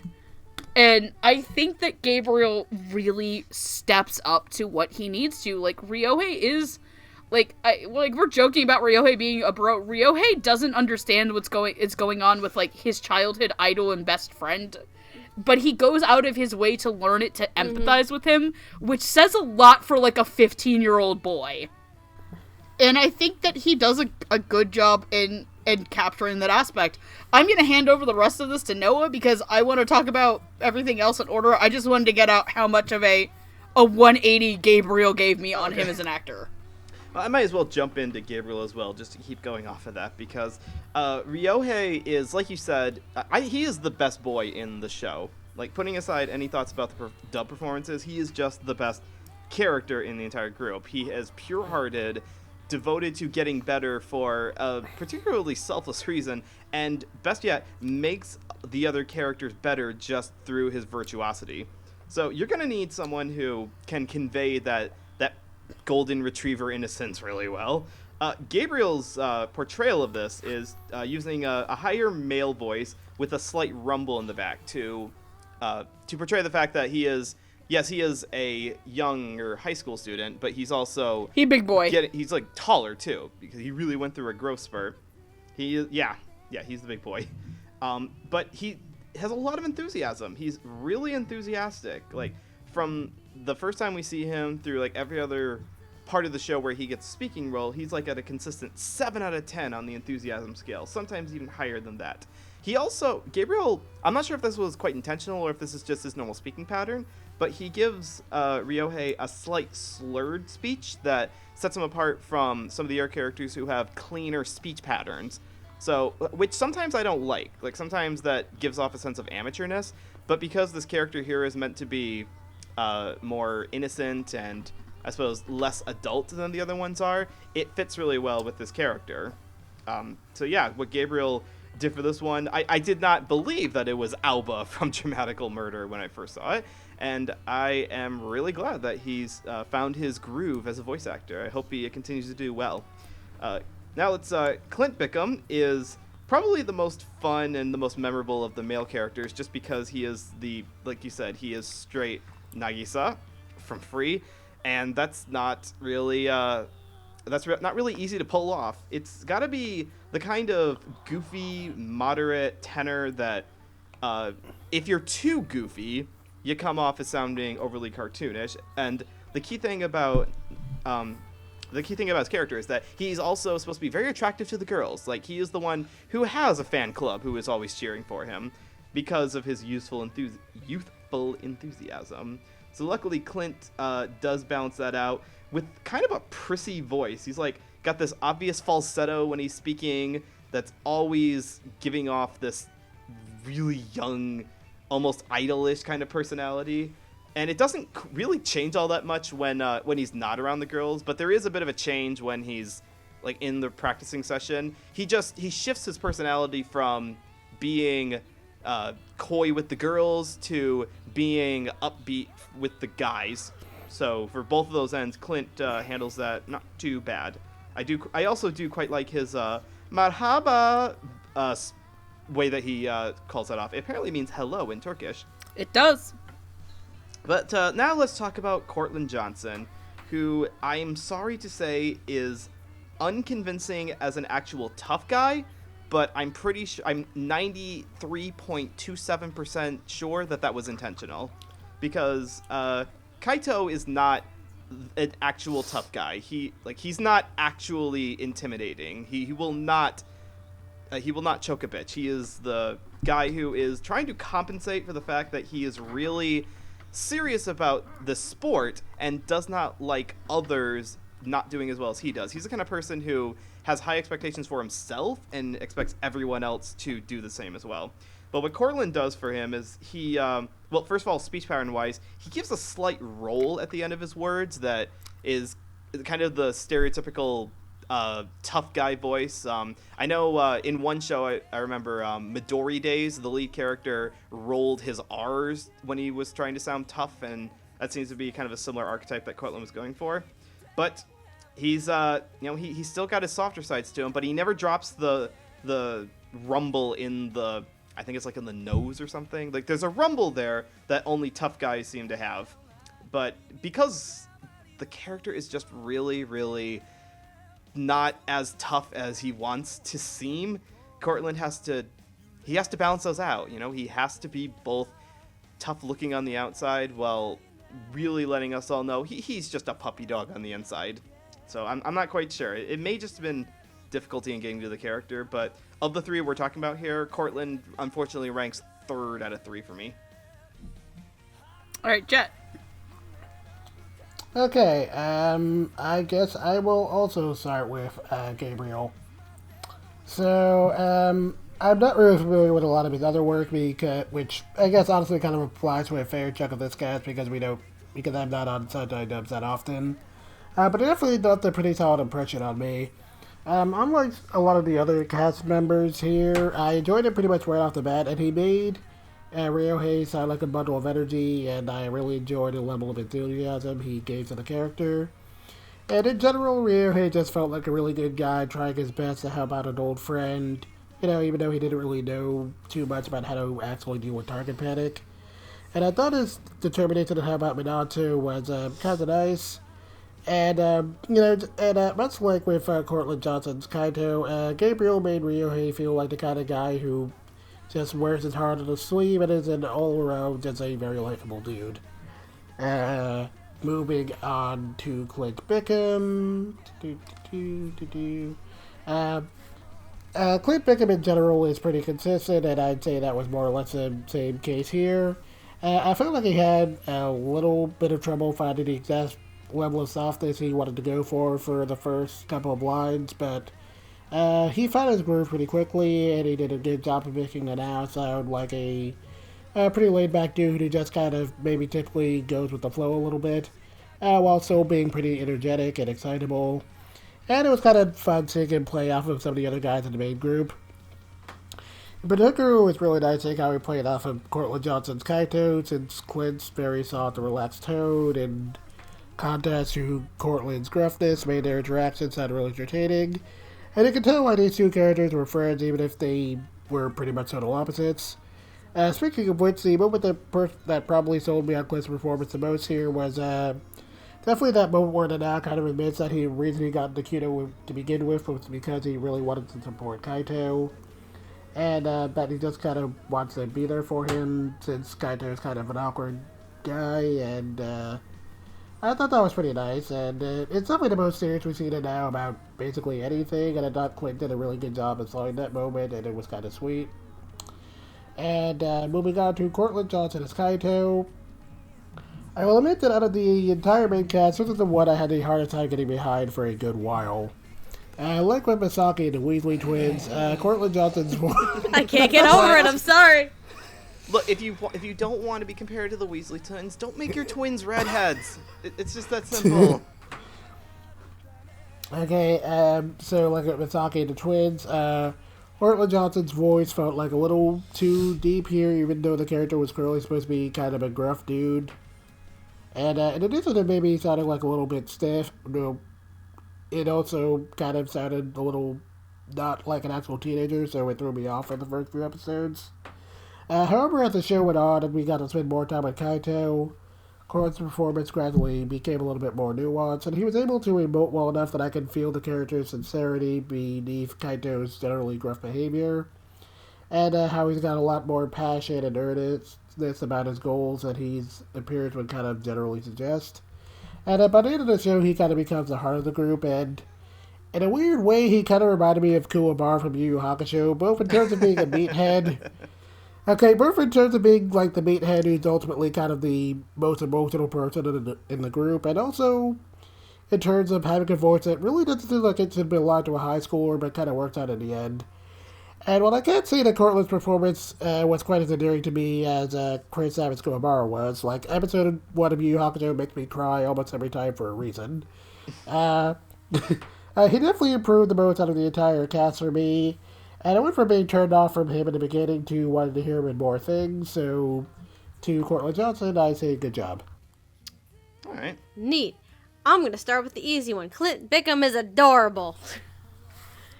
He is adorable. And he has a lot of energy and pep to him. And he's like, guys, we can do it. Let's do this thing. And he's so cute and adorable. And I love every second of it. But similar to like what Jet was kind of saying about it too, he does have his moments where he kind of loses that a little bit. But mostly to explain like his motivations and things like that. I know Jet brought up explaining why he joined Keto in the first place. I have to bring up, remember how Nanao talked about the hat he got from Kaito as a present and what it really meant to him? I love that scene for Clint Bickham because he was just like explaining, yeah, he got me this hat because he knew that I really liked this. What was it? I think it was like a sports team or something. It's baseball. It was a baseball team or something. Yes. It's like he knew I really liked it even though he doesn't know anything about baseball. And I cherish it still the same way. And it was a really nice scene, and I really like that. But Nanao, very peppy, very adorable. Love it. I am going to agree on all counts with, I'm going to agree on all counts with Cortland Johnson. Because I've never heard of this individual before in my life. Really? No, I have not. And, because of that, I'm also in agreement with Jet that he was the one that I had the biggest adjustment period to. Mostly because I never heard of him before in my life, but also because considering the character, it was a little bit rough to start with. However, after a few episodes, and kind of understanding the dynamic of the casting and the performances and the personalities of these characters, and getting to know a little bit more about Kaito in general, because if in terms of character development, I would say it would be in terms of the boys, Minato, Seiya, and then Kaito. In terms of development, Kaito would be third among the 5 main boys here. So the more I got to learn about Kaito and his story and his personality, the more I got into his performance, and I ended up enjoying it by the end. What the fuck?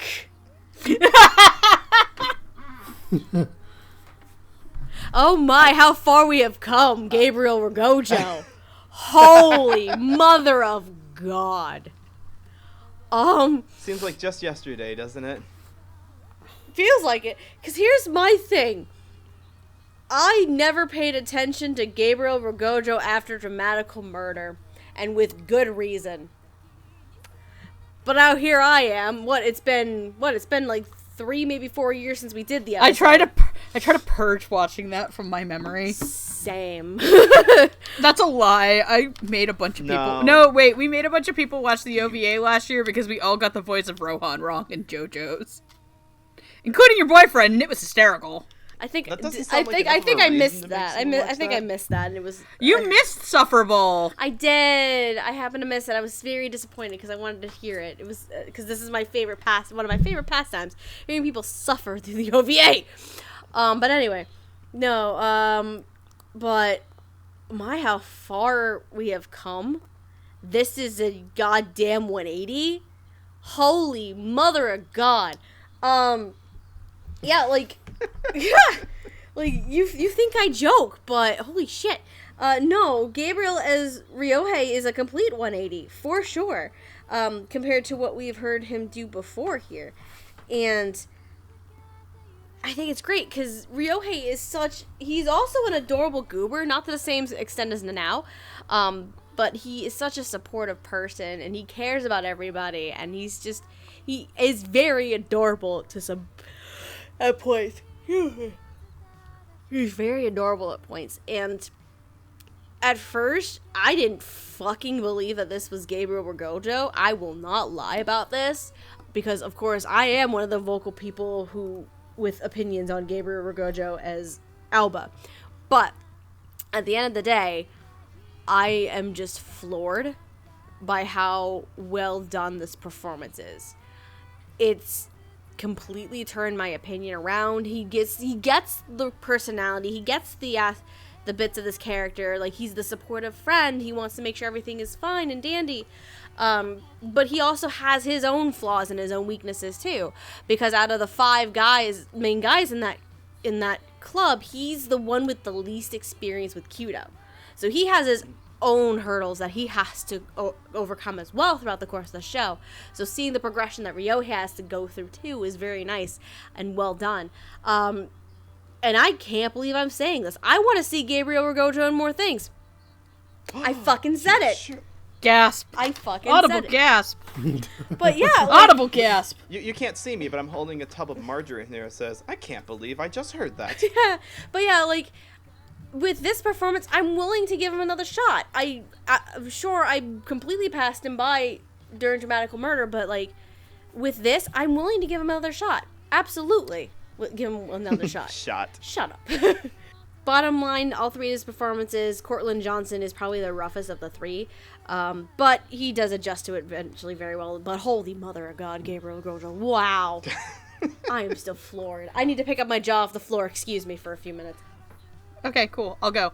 So I already said my feelings on Gabriel Ragojo, and I'm with Steph. I'd actually would like to hear him in more things as well. I think he turned my opinion around on him, so welcome back into not being the worst. Congratulations, dude. You got a redemption arc, man. Yes. So I'll go through Nanao, because Nanao is, to me, of the 5 main teammates and of the class, I think Nanao is the person who settled into his performance the easiest. Yes. One of the things I like, thank God they didn't, I love Greg Ayres to pieces, thank God this was not Greg Ayres. No, he's somewhere else in the show. Yeah, he is a very minor character in the show, but my biggest fear was that they would have had Nanao act very similar to Greg's take as Nagisa in Free. But thankfully they are not. They are differentiated enough from each other that they don't sound too similar, and I think because this is a Kyoto animation show, you always have that fear that that's there. I think what I really like about it is that I think he kind of has, that annoying, slightly older brother vibe towards Kaito. A little bit. Because they are cousins. They are each other's cousins. That's why they know each other so well. And I think that Nanao is also kind of the most level-headed member of the 5. He is very much they say is the brains of the operation, but it is very clear that Nanao is the spine. Yes. He's the backbone. Nanao is the only one holding it all together. Mm-hmm. He is kind of the most well-adjusted of them all, despite having girls coming out the wazoo at him. Especially from having girls coming all over him. I think one of my favorite moments in that is when Ryohei is like, "Are you bragging to me, bro?" And because he's like, oh, thank God you came. I was getting swarmed by girls. And Ryohei's like, dude, the fuck. So I think Clint does things I really genuinely like about Clint Bickham. I've gone on multiple times on Sentai episodes about how much I fucking love Clint Bickham in things. Clint Bickham is one of my favorite actors at Sentai for a reason. So let's talk about Cortland Johnson as Kaito. I do think that he takes the longest of the main five to settle into his role. However, once he settles in, I genuinely really, really like it. The way he plays Kaito, you can tell that he was 100% invested in doing the show. Mm-hmm. So much so that the gentleman follows me on Twitter.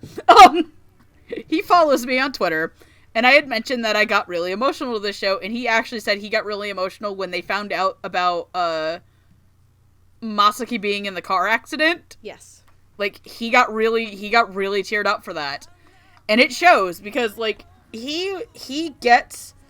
I think Noah really nailed his character, which is, this is a guy who acts tough and gruff and, like, stuff, because this is the only way his brain knows how to function. Like, he's a Kyudo brain. Like, that's actually really funny, is that's the parallel between him and Minato, is that they are basically the same person. Kaito is just a lot more aggressive about it. I half expected him to say something like, "There's no crying in Kyudo." Kaito is a guy that, like, literally he does things because he cares about people, but he's also very dumb. He's also very dumb and passionate. And I think out of all the characters, Kaito is the character I would be out of everybody, and it's very apparent. So he is Kuwabara. He is Kuwabara. He is Kuwabara. He's as somebody who is also very passionate and very driven towards, like, one specific thing, and if you're not keeping up the way I am, I get kind of upset. It's a performance that I relate to, and I think he does capture that really well, because I have 100% been fucking Kaito. Like, I have 100% been Archery Bakugo.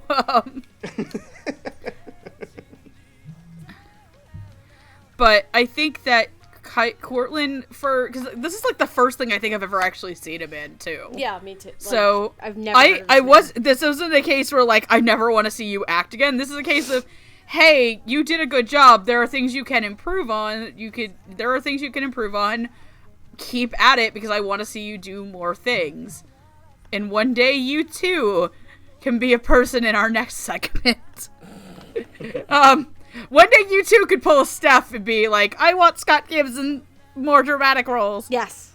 But I really liked his Kaito. Like, I wouldn't say he's my favorite of the main characters, because I think we're about to get to my favorite performance. Because it's also my favorite character. So that being said, let's move on to our final set of characters. Originally, we were going to talk about one of these separately, so I had this section called Minato's Suitors as a joke. But let's talk about kind of the main three, the last three members of Kazemai High. They are Seiya Takehaya, Minato's other childhood best friend. He is essentially the brains of the team. He is the captain.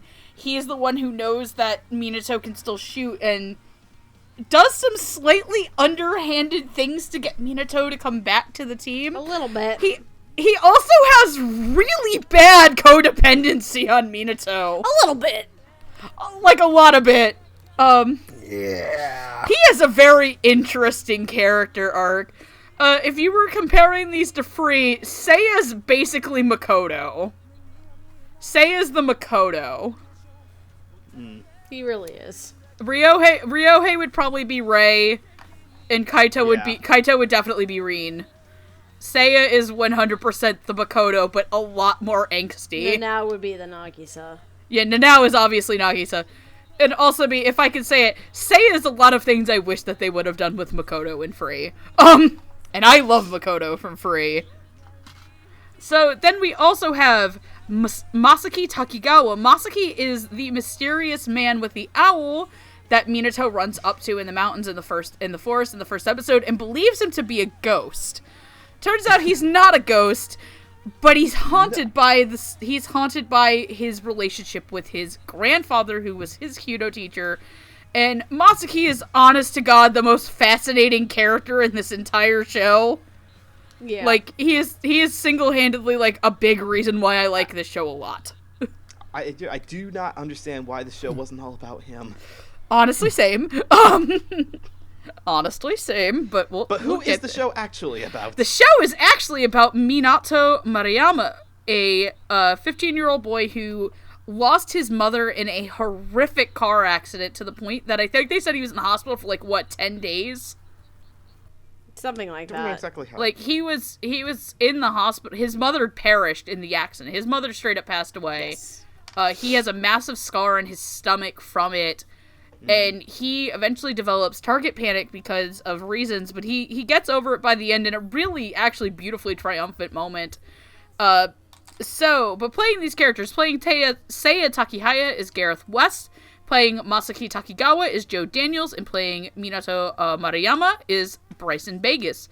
Gareth West, you'll know his characters such as Akihiro Tsukuba in Chihaya Furu, Yasuda in Haven't You Heard I'm Sakamoto, and Itsu Takeda in Haikyuu. Joe Daniels will know his characters such as Yosuke Asami in Devil's Line, Monota Suzuki in Chihaya Furu, and Wakatoshi Ishijima in Haikyuu. Bryson Vegas will know his characters such as Shoyo Hinata in Haikyuu, Bell in Danmachi, and Kenichi Yoshi in Devil's Line. Also being, yes, the main two rivals in this show are played by the two main leads in Haikyuu. You can all make your jokes. Oh, fuck. I Didn't think of that. Ah, shit. That is for you two. Sorry, Jet, have you seen the show yet? Haikyuu. Haikyuu? I have seen the show, not the dub. Ah, okay. Yeah, Minato and Shu are Kageyama and Hinata. That's a fun casting gag. Anyway, Noah, go ahead. All right, yeah, this is gonna be a part where we really get into the nitty gritty about what makes what drives a show. Let's talk about Seiya first, because at the first offset, I almost got the sense that maybe he was British, because the way that Gareth speaks, he's got this light, feathery, and older timbre to him, sort of like he was trying to emulate someone who was from another country. I think it was more. It wasn't so much to give a sense that he was foreign. It was more of I'm older feeling and wiser than my juvenile high school students are, which we find out is almost a bit of a facade, because about halfway through the show we find out that his composed put togetherness is entirely dependent upon Minato continuously being around. Codependence. Toxic codependence is a good way to describe that. And Gareth's way to portray is that his mask never quite goes down. He continuously has the air of confidence to him. He's got this almost announcer voice mixed with a whisper in the way that he speaks. Like, he's not a booming voice all like this, but he's a very serious voice like this that really commands a sense of, I am the leader of the group. It's not just the glasses, but it's actual Gareth's voice that really portrays the sense of, I am confident, I am leadership material. But when he breaks down, because he's confronted on why he's actually on the team, why he does Kyudo, and he kind of, he runs away with his tail between his legs, and in that, Gareth never loses the pitch that he has with him, but he does gain a sense of vulnerability that he portrays pretty well. It's the kind of twisting character that you can believe, because Gareth seems to get this personality trait very well. Someone who has the offset of, I'm composed and in control of my life, when if you just scratch beneath the surface just a little bit, you'll find out that's total bullshit. And I think a lot of us who went through high school can relate to that. I cannot relate to having an owl, though, which makes me very, very envious of Masaki, because that is something that is just too cool for words. In fact, I even wrote down here, he is the owl guy. But what can you say about Joe Daniels' portrayal? It's calm and low. I almost wanted to say he was emulating a J. Michael Tatum performance at first. But maybe that was just more of the fact that I had been watching Summer Wars, where Tatum plays a very prominent role before I had started watching the show. But by about episode 2, once Joe has gotten a chance to bare his soul down as to that he's trying to get over like you said, Megan, the ghost or the legacy that his grandfather is kind of hoarding over him. We get to see someone who is dealing with that very well. I think he's gives off the sense of I'm progressing by confronting this issue. I am helping the next generation of archers. And at the end of the day, like at the very last episode, he finally takes his 10,000th shot to move forward with his life. So we get both the serious and the soft portions from Joe. Now on to Brian, who is Bryson. My handwriting is awful. Bryson is definitely the most dynamic sounding, the most dynamic acting of the group, like even more so than Clint, because he's soft, like his voice is soft, but he's highly didactic. He's got this very sing-song like way of speaking throughout the whole thing that is pretty typical of lead male roles, where they're supposed to be the everyman. They're supposed to be the emulation of every fear and insecurity of high schoolers, while still giving off the sense of going towards being a better person. In this case, maybe not entirely by choice, because we could talk about how he gets back into the club, which isn't entirely consensual. But once he does get finally back into it to confront his target practice, Bryson does give off the sense of I am working towards getting better, especially with the entire team. I don't really think that there is any better way that they could have performed it for the way that it was written, especially because Kyoto is just not a sport that has any, to my knowledge, anime entirely devoted to it, so they had to pave new ground on this one. How do you portray a Kyoto player who's suffering from target panic? Well, follow Bryson's example in this show. Okay. So I guess I'll start off with Joe Daniels. I'll be honest and say that I found his performance a little off-putting for the first couple of episodes. Continuing the trend with some of the other actors here, I thought his voice sounded a little too deep for the character design at first. And his acting was a little stiff to me in the beginning, since it felt like he was having a bit of a rough time getting into character. But once he did, I found his performance to be fairly consistent. And I will say that I liked his calm sense of confidence in his voice, and it helped with his attempts to come off as, a very cool and wise instructor, and, very down-to-earth, and I thought that was pretty nice. But of course, as we learned over the course of the show, he's not as down-to-earth as he wants you to think he is, and his feelings towards Kyoto are mostly based on resentment. And as we learn more about Misaki's history with his grandfather, we see that confident tone kind of break a little bit. And Joe manages to soften up his tournament during some of those moments of reflection. And those are definitely the moments where he kind of shined the most. I don't think he was able to emote maybe quite as much as the role probably required, but I found his performance gradually improve as the show went on. And especially during some of the later episodes, again, when we really get to see him dive more into that resentment. And definitely the sense of calm and relief he felt at the end when he was finally taking that 10,000 shot. I thought that was really nice. And, by the end of the show, I was definitely interested in seeing what else Joe might have to offer in other shows, so I guess that's as good an endorsement as any. Moving on to Gareth West, which was probably my favorite performance in the show. He's another actor whose work I wasn't really all that familiar with, but I was really impressed by just how much he was able to nail the character pretty much right away. He does a great job of giving Say a very soft and supportive tone, and unlike Clint Dickinson now, which has kind of a little bit of spunk to it, Gareth makes Say sound very reserved and put together while also having one of the most distinctive voices of the whole cast. And I also really dug a lot of his interactions with the other characters and how he maintains, the very serious leader attitude around Kaito, Ryohei, and Nao. And how he's generally just kind of more relaxed around Minato, and, the kind of quiet snark he gives off whenever he's around Misaki, since he clearly doesn't like the guy that much. But great as all those bits were, though, what really impressed me was how he handled, say, his mini-arc, where he kind of starts to question his attachment to Kyoto, and we learn more about his kind of codependence on Minato. And Gareth really sold that mix of frustration and emptiness that was going through Seiya's mind in those moments. And I also kind of got the impression that Seiya's attachment to Minato, my bad, might have also partially been out of guilt because he might have felt like a little bit responsible for what happened to Minato's mom, because... Oh no, it's not subtext, it's full text that he does.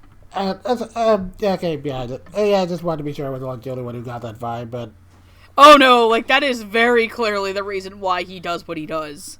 okay. Yeah, so yeah, I definitely felt like those choices of guilt and Garrett's performance, and it really helped to sell me on it, and for someone whose work I was very unfamiliar with going in, this was a really great first impression, and I really want to see a lot more of him in the future, because this was definitely my favorite performance in the dub. Um, and then lastly, for Bryson Vegas as Minato, Bryson Vegas, I pretty much enjoyed him in pretty much everything I've read him in so far, and this show was definitely no exception. Minato was a character who's dealing with quite a lot between, the loss of his mother and his ongoing issue with target panic, and Bryson does a good job of selling his character arc. And when we first introduced Minato, he's been pretty quiet while, he's not, like, socially reserved or anything. He doesn't seem to have, like, a whole ton of confidence left in himself, and Bryson's sort of voice generally reflects that, as he makes Minato sound very kind of uneasy and troubled for those first few episodes. But as the show goes on, and Minato spends more time with both the other team members and Masaki, he starts to, overcome some of those doubts, and Bryson's performance becomes a little more steady and confident. And by the end of the show, he kind of goes from being seen as the weak link of the group to the one who kind of helps to pull them all together in the end. And while he never quite breaks away from being quiet, I did walk away from the series feeling like his development here was pretty well earned. And it was all largely due in part to Brex's performance, as he pretty much hit every beat he needed to. That said, while I like Minato, I will say that on the whole, his arc kind of felt like maybe a little short for me as far as being like a protagonist goes. Like, there wasn't anything like particularly wrong with his character arc, and I do appreciate that they didn't wait till the very end of the show for him to get over his target panic, but I felt like once he did, there kind of wasn't a whole ton for him left to do. And the finale with him pulling the team together felt more like typical shonen sports stuff than, kind of life-changing growth, which I was sort of expecting. I guess I felt like I would have maybe liked things a little bit more if the loss of his mother was given a little more focus, but for what it is, I thought his arc was fine, and again, Bryson's performance did a really good job and kind of endearing Minato as a character to me.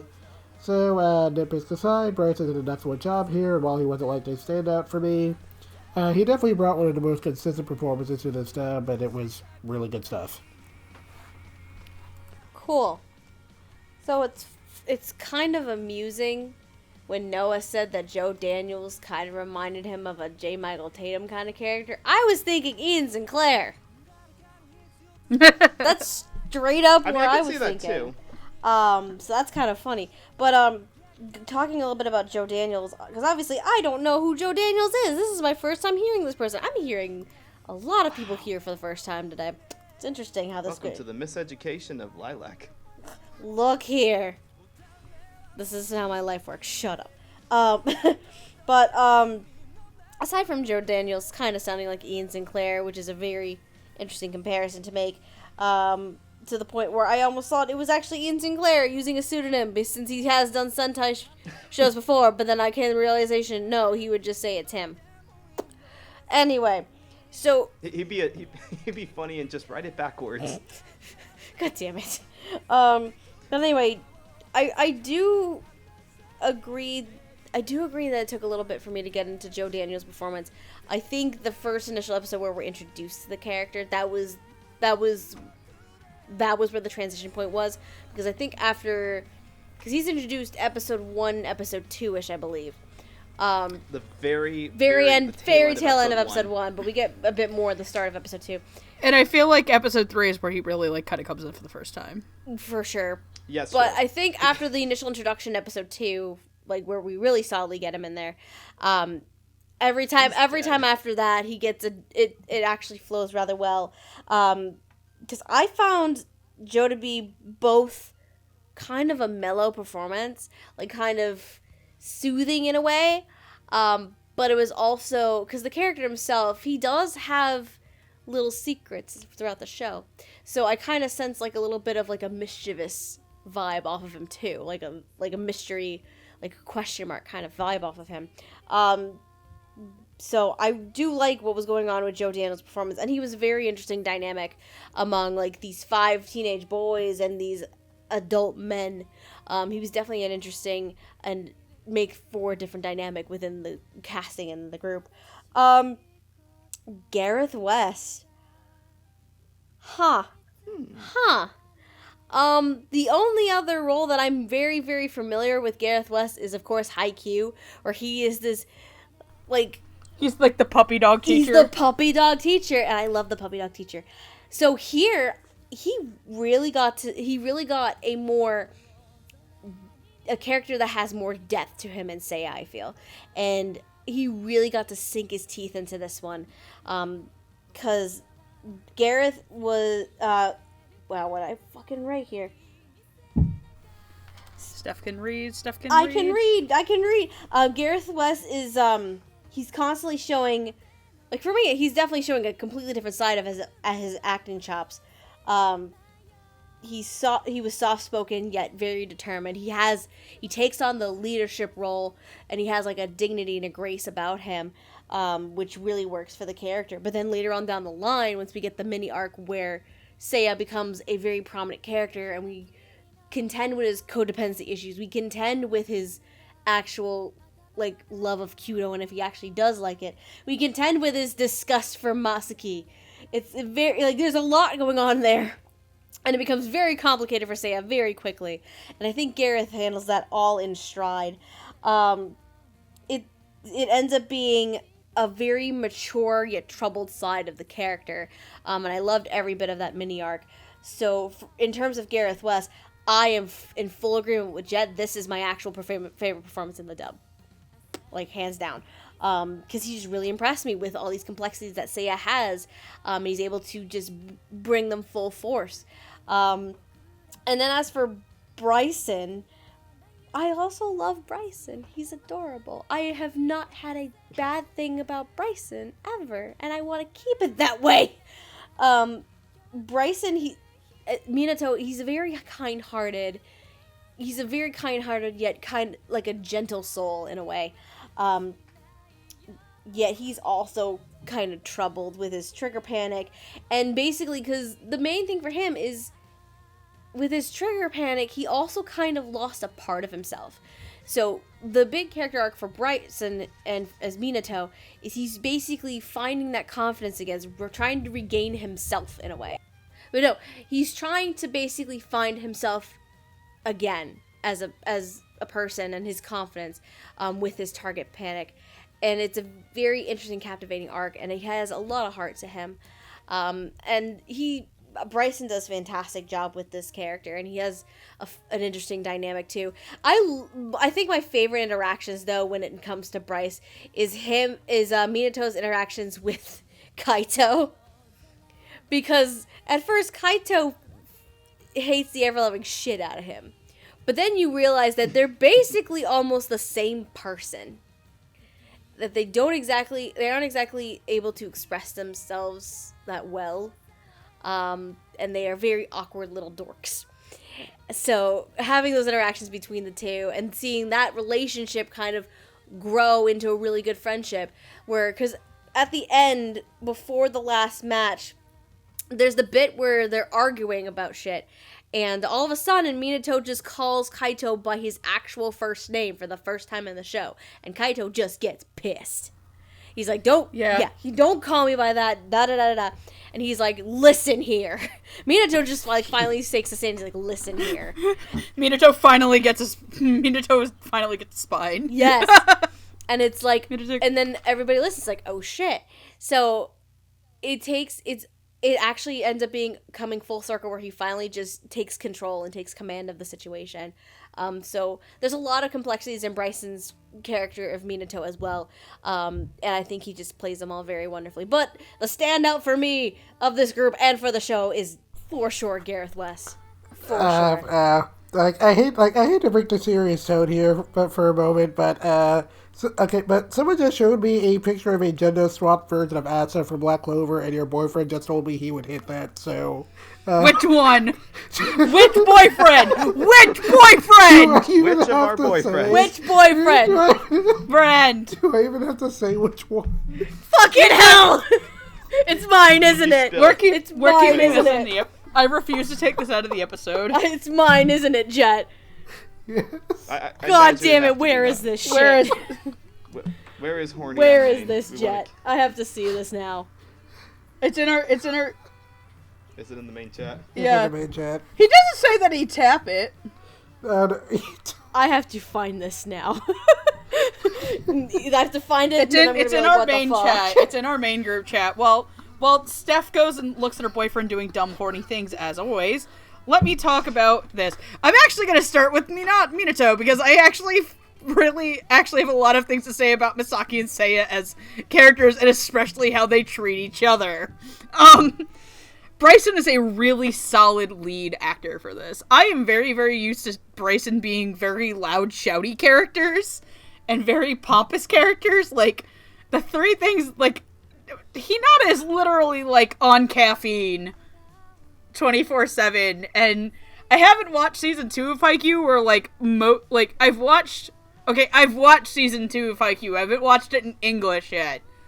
But that's the season where Hinata starts kind of going through some shit and gets, like, character development beyond, like, I'm short. So hearing Bryson play Minato, who is has a lot going on, I think he handles it very admirably, and I like that he never, like, goes... Sorry, hold on a second. Bless you. The fact that Bryson never has Minato go over the top in any of his panic or any of his freakouts, like, even when he's internally panicking, like, it's not, like, oh my god, like, shonen level character shit. Even in his final thing where he talks, he's very, very calm and very matter-of-fact about why the team shoots in the order it does, which is a beautiful moment, by the way, where Minato finally realizes why he's in the 5th position. It's because he was so used to everybody being there to back him up and just being dependent on them instead of realizing we all have to work in harmony. Yes. And God, I fucking love that scene so much. Bryson does such a good job with that, and you guys have kind of gotten a lot of what I have to say about Bryson out there, so let's talk about Joe and Gareth, who, I'm not gonna lie, one of my favorite moments in the show is after, and this is one of the things that really kind of sparks Masaki into doing what he has to do, is that he also says to Seiya, are you sure you like Kyudo? Which is what sent him on to his target panic at the same age. And eventually, Masaki doesn't get target panic and kind of gets over his stuff, and he goes back to him and he says, so, Seiya, do you like Kyudo? And Garrett's delivery of, like, I don't know how I feel about Kyudo, but then the immediate, absolute confident in Garrett's voice to go, yeah, but I know I hate you, Masaki. And Masaki just kind of looks at him like, I'm not even mad, I'm impressed. Also, there's also probably one of my other favorite lines is, are you okay with taking coaching from somebody you hate? There's a difference between skill and personality. And I'm like, that's absolutely savage. But I'll start with Gareth. Gareth is probably my second favorite performance in the show. He is really fucking good, though. Like, the thing I like about him playing Seiya is that, and Noah got a lot of it, I didn't get the more, like, Britishy aspect, but what I did get was the voice of a 15-year-old kid who thinks he knows what the fuck he's doing, Yes. but he isn't. Yes. But he does no idea what the fuck he's doing. Because nobody knows what the fuck you want to do at 15. What they're doing, and that's what I want to talk about, which is a really big reason of why I like this show, and I'll get to it, like, the most in final thoughts. But Seiya goes through a lot, because Seiya's also, like, as Minato kind of, and Bryson kind of gets more confidence in his speaking and the way that he interacts with people, you can tell that Seiya's getting a lot more insecure, and it kind of very much sounds like a 15-year-old who is like, my best friend is being taken away from me, if you know what I mean. Mm-hmm. And so, which culminates in Masaki asking a question that he should, like, that, yeah, it's a really harsh question to ask, that breaks him, and it causes Seiya to have to confront that he does feel like he is 100% responsible for the death of his best friend's mom and his best friend being horrifically injured. Like, the stuff with, I think Margaret McDonald is Baby Seiya. It's either Margaret McDonald or Avery is Baby Seiya, and it also breaks my heart, but we're gonna focus on Gareth. Gareth takes this and absolutely gets into it. He bathes in the drama and the beauty of this performance, and he treats it like he's cooking a fine steak, which is a really weird analogy to make, I know, but follow me. But I want to talk about who I actually think is my favorite performance in the show. That's obviously because Masaki is also my favorite character, so I'm slightly biased. I actually really, really like Joe Daniels as Masaki. And I'm not as familiar with his work because, frankly, number one, I haven't watched the dub of Season 2 of Haikyuu, and number two, his character has the most to do in Season 3 of Haikyuu. His character is the primary antagonist of Season 3 of Haikyuu. To which they're working on the dub for that anyway, so... They're working on the dub for that right now, so I could say that he is confirmed to be working on that. I think that the fact that Masaki does sound so all over the place in his tone actually works for this. Normally, I'd have a lot of problems with that. Masaki is not a stable individual. He is a man that is going through a lot, too. Like, he is putting on a face, and sometimes that face is easily taken off and vulnerable. And it's really weird that you see a character in their 20s in an anime get this, especially in a show that still focuses mostly on the teenagers. Like, Yuri on Ice, this is not. Run with the Wind, this ain't. Nope. These characters are still predominantly in high school, but to me, Masaki's arc is the most captivating because he is closer to me in age.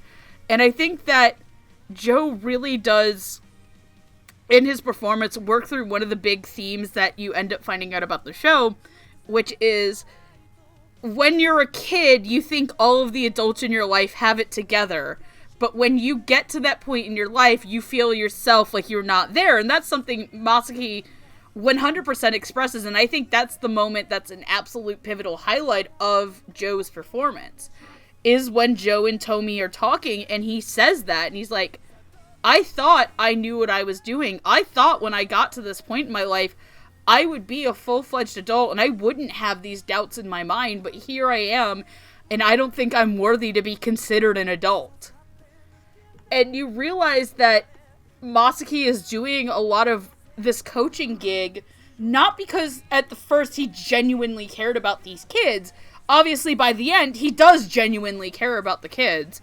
But that he's doing it out of his own toxic self-assurance. Because, face it, all of us in our lives have done something out of spite and resentment for somebody else. And there are characters that are in other shows, like, I really love Bungo's Stray Dogs Chuya Nakahara, whose character basically entirely runs on spite out of Osamu Dazai. But that's played for comedic effect, but in this show, it's played for drama, and I think that Joe really does nail that in his performance.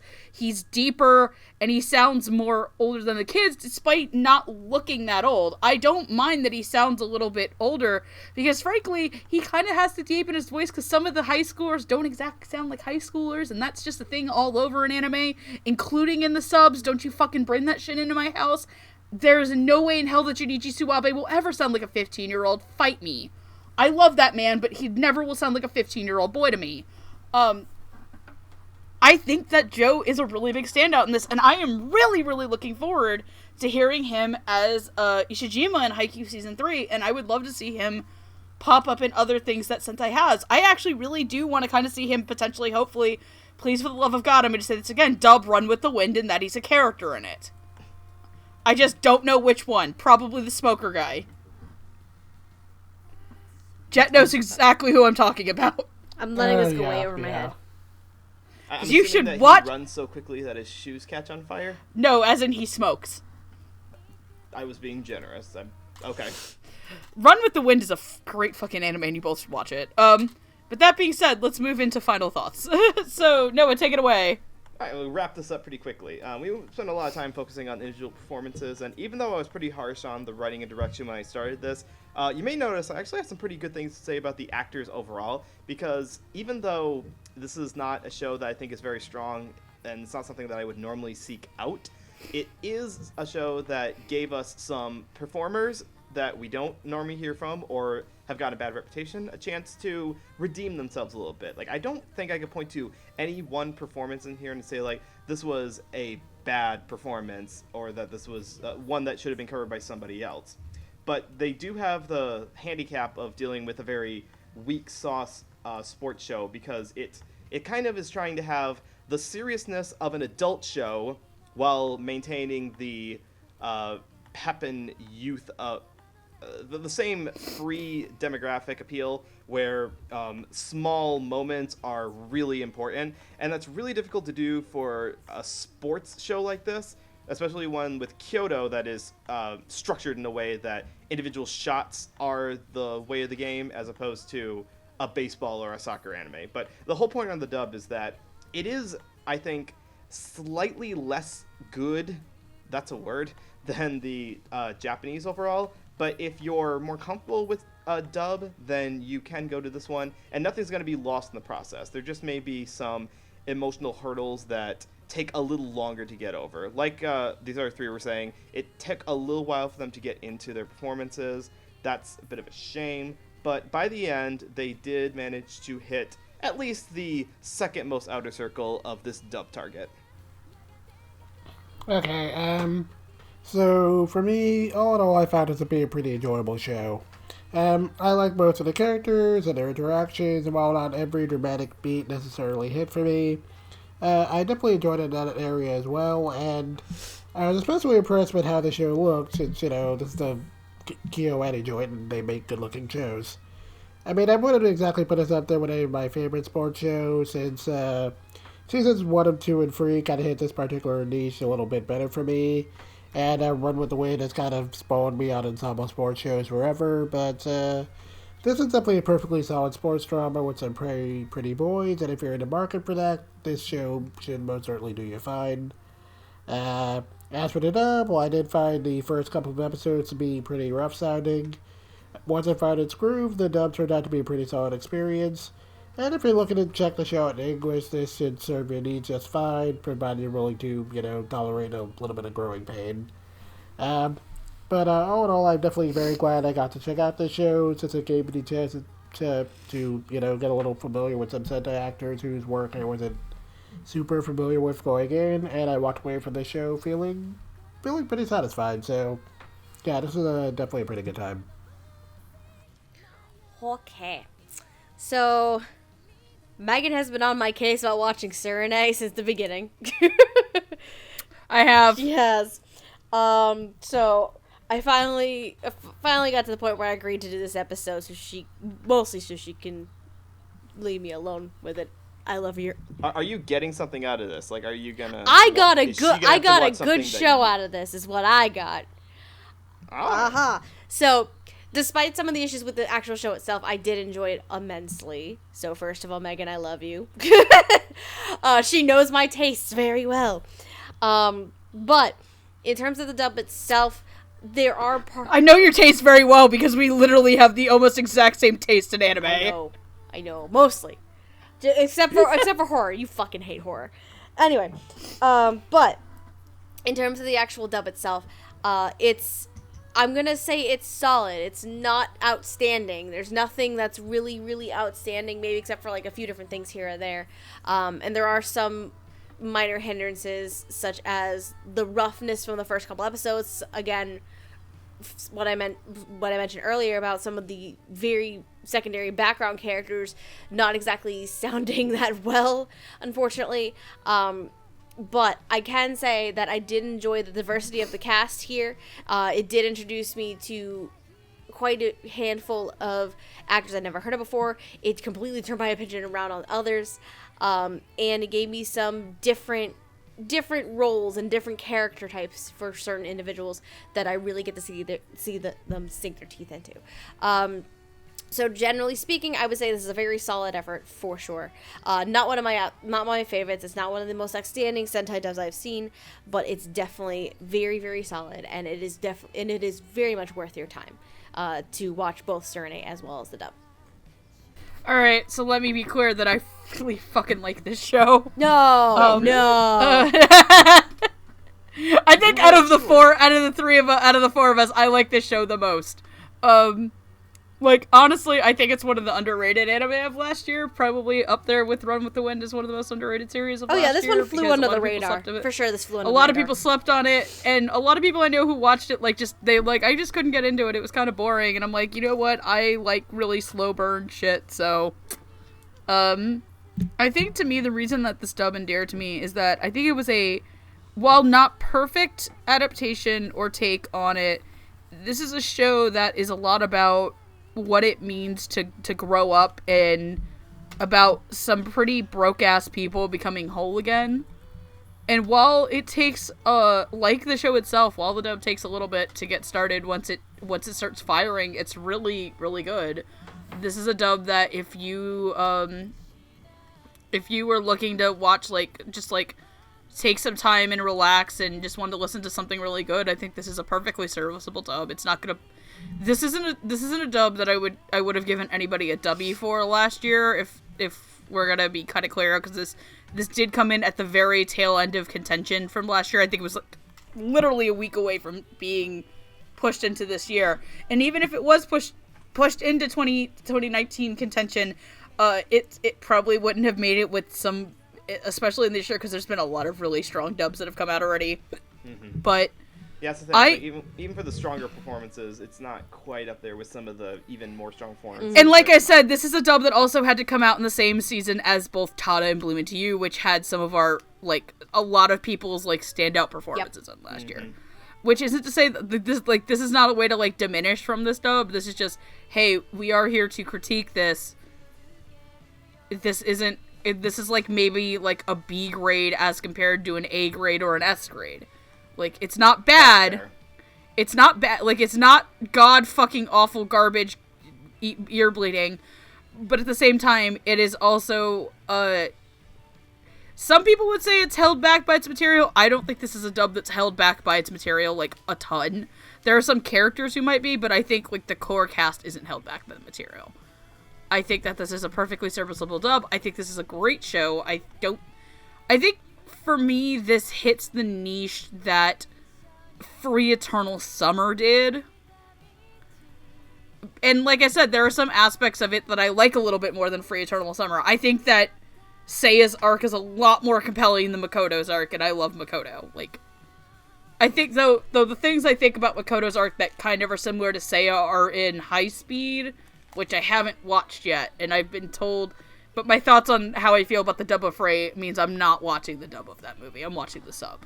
But that being said, if you would like to watch Tsurune, you can watch the sub on both Crunchyroll and HIDIVE, but the dub is exclusive to HIDIVE. If you would like to watch the dubcast, as of this time, it does not have a home release from Sentai Filmworks. If you would like to follow us, we are the Dub Talk Podcast. You can follow us at Dub Talk Podcast on Twitter, YouTube, Twitch, Tumblr, wherever the fuck else we are. We have a Ko-fi. You can buy Ko-fis from us in the description below. Speaking of broke-ass individuals. You forgot one other thing. We What? have a code for HIDIVE. We do have a code from HIDIVE. I just forget what it is. So if you are interested in catching the show on HIDIVE, we do have a code, DubTalk 18 or 2018, one of the two. And what it does for you, and this is for new and existing members, it gets you 50% off of 1 month of your HIDIVE subscription. Yes. Now, if you would like to follow us, everybody introduce yourself super quickly. My name is Noah Clue. I have a Twitter, which is @NoahClue. Post discussions about animation around the world, and I mean all around the world, even other planets if we can find them. And I also have a YouTube channel, which is Journey Traveler, to be updated after I have my kid, because in about a week after this episode goes up, I will be a dad for the third time. Congratulations. Congratulations. Congratulations, baby, who we don't know the name of. I'll tell you once we finalized it, because as of a couple of weeks before he's being born, we still haven't finalized it. Oh, whoops. I think I know what it is, but I'll hold off until later. Anyways, Jet. Okay, I am Jet Zero Infinity. You can follow me on Twitter @DivineNega, where I will usually be posting about anime or cartoons or what have you. I also have a blog, Animation Infinity, where I will occasionally write things. My name is Stephanie and or Lilac, whichever you prefer. My Twitter is at Lilac Anime Review, with review being spelled REVUE. And I also have a blog that I need to go back to updating because work is a pain in the butt. It's lifeandtimesotaku.wordpress.com. Cool, and if you want to follow me, I'm Queer02 on Twitter. You can follow me at Queer02, or I'm Megan. I shitpost on a daily basis. With that being said, I think we are all out of arrows that we've shot into Noah's corpse. Why does it hurt so much? It's your own fault. All right, everybody, say goodnight. Good night, everybody. Good night. And Otaku... Anyway, and Otaku on, my friends. Bye-bye. Bye. Bye. I don't know how to say goodbye in Turkish. God damn it. 感動で綺麗な日々の果てあの日の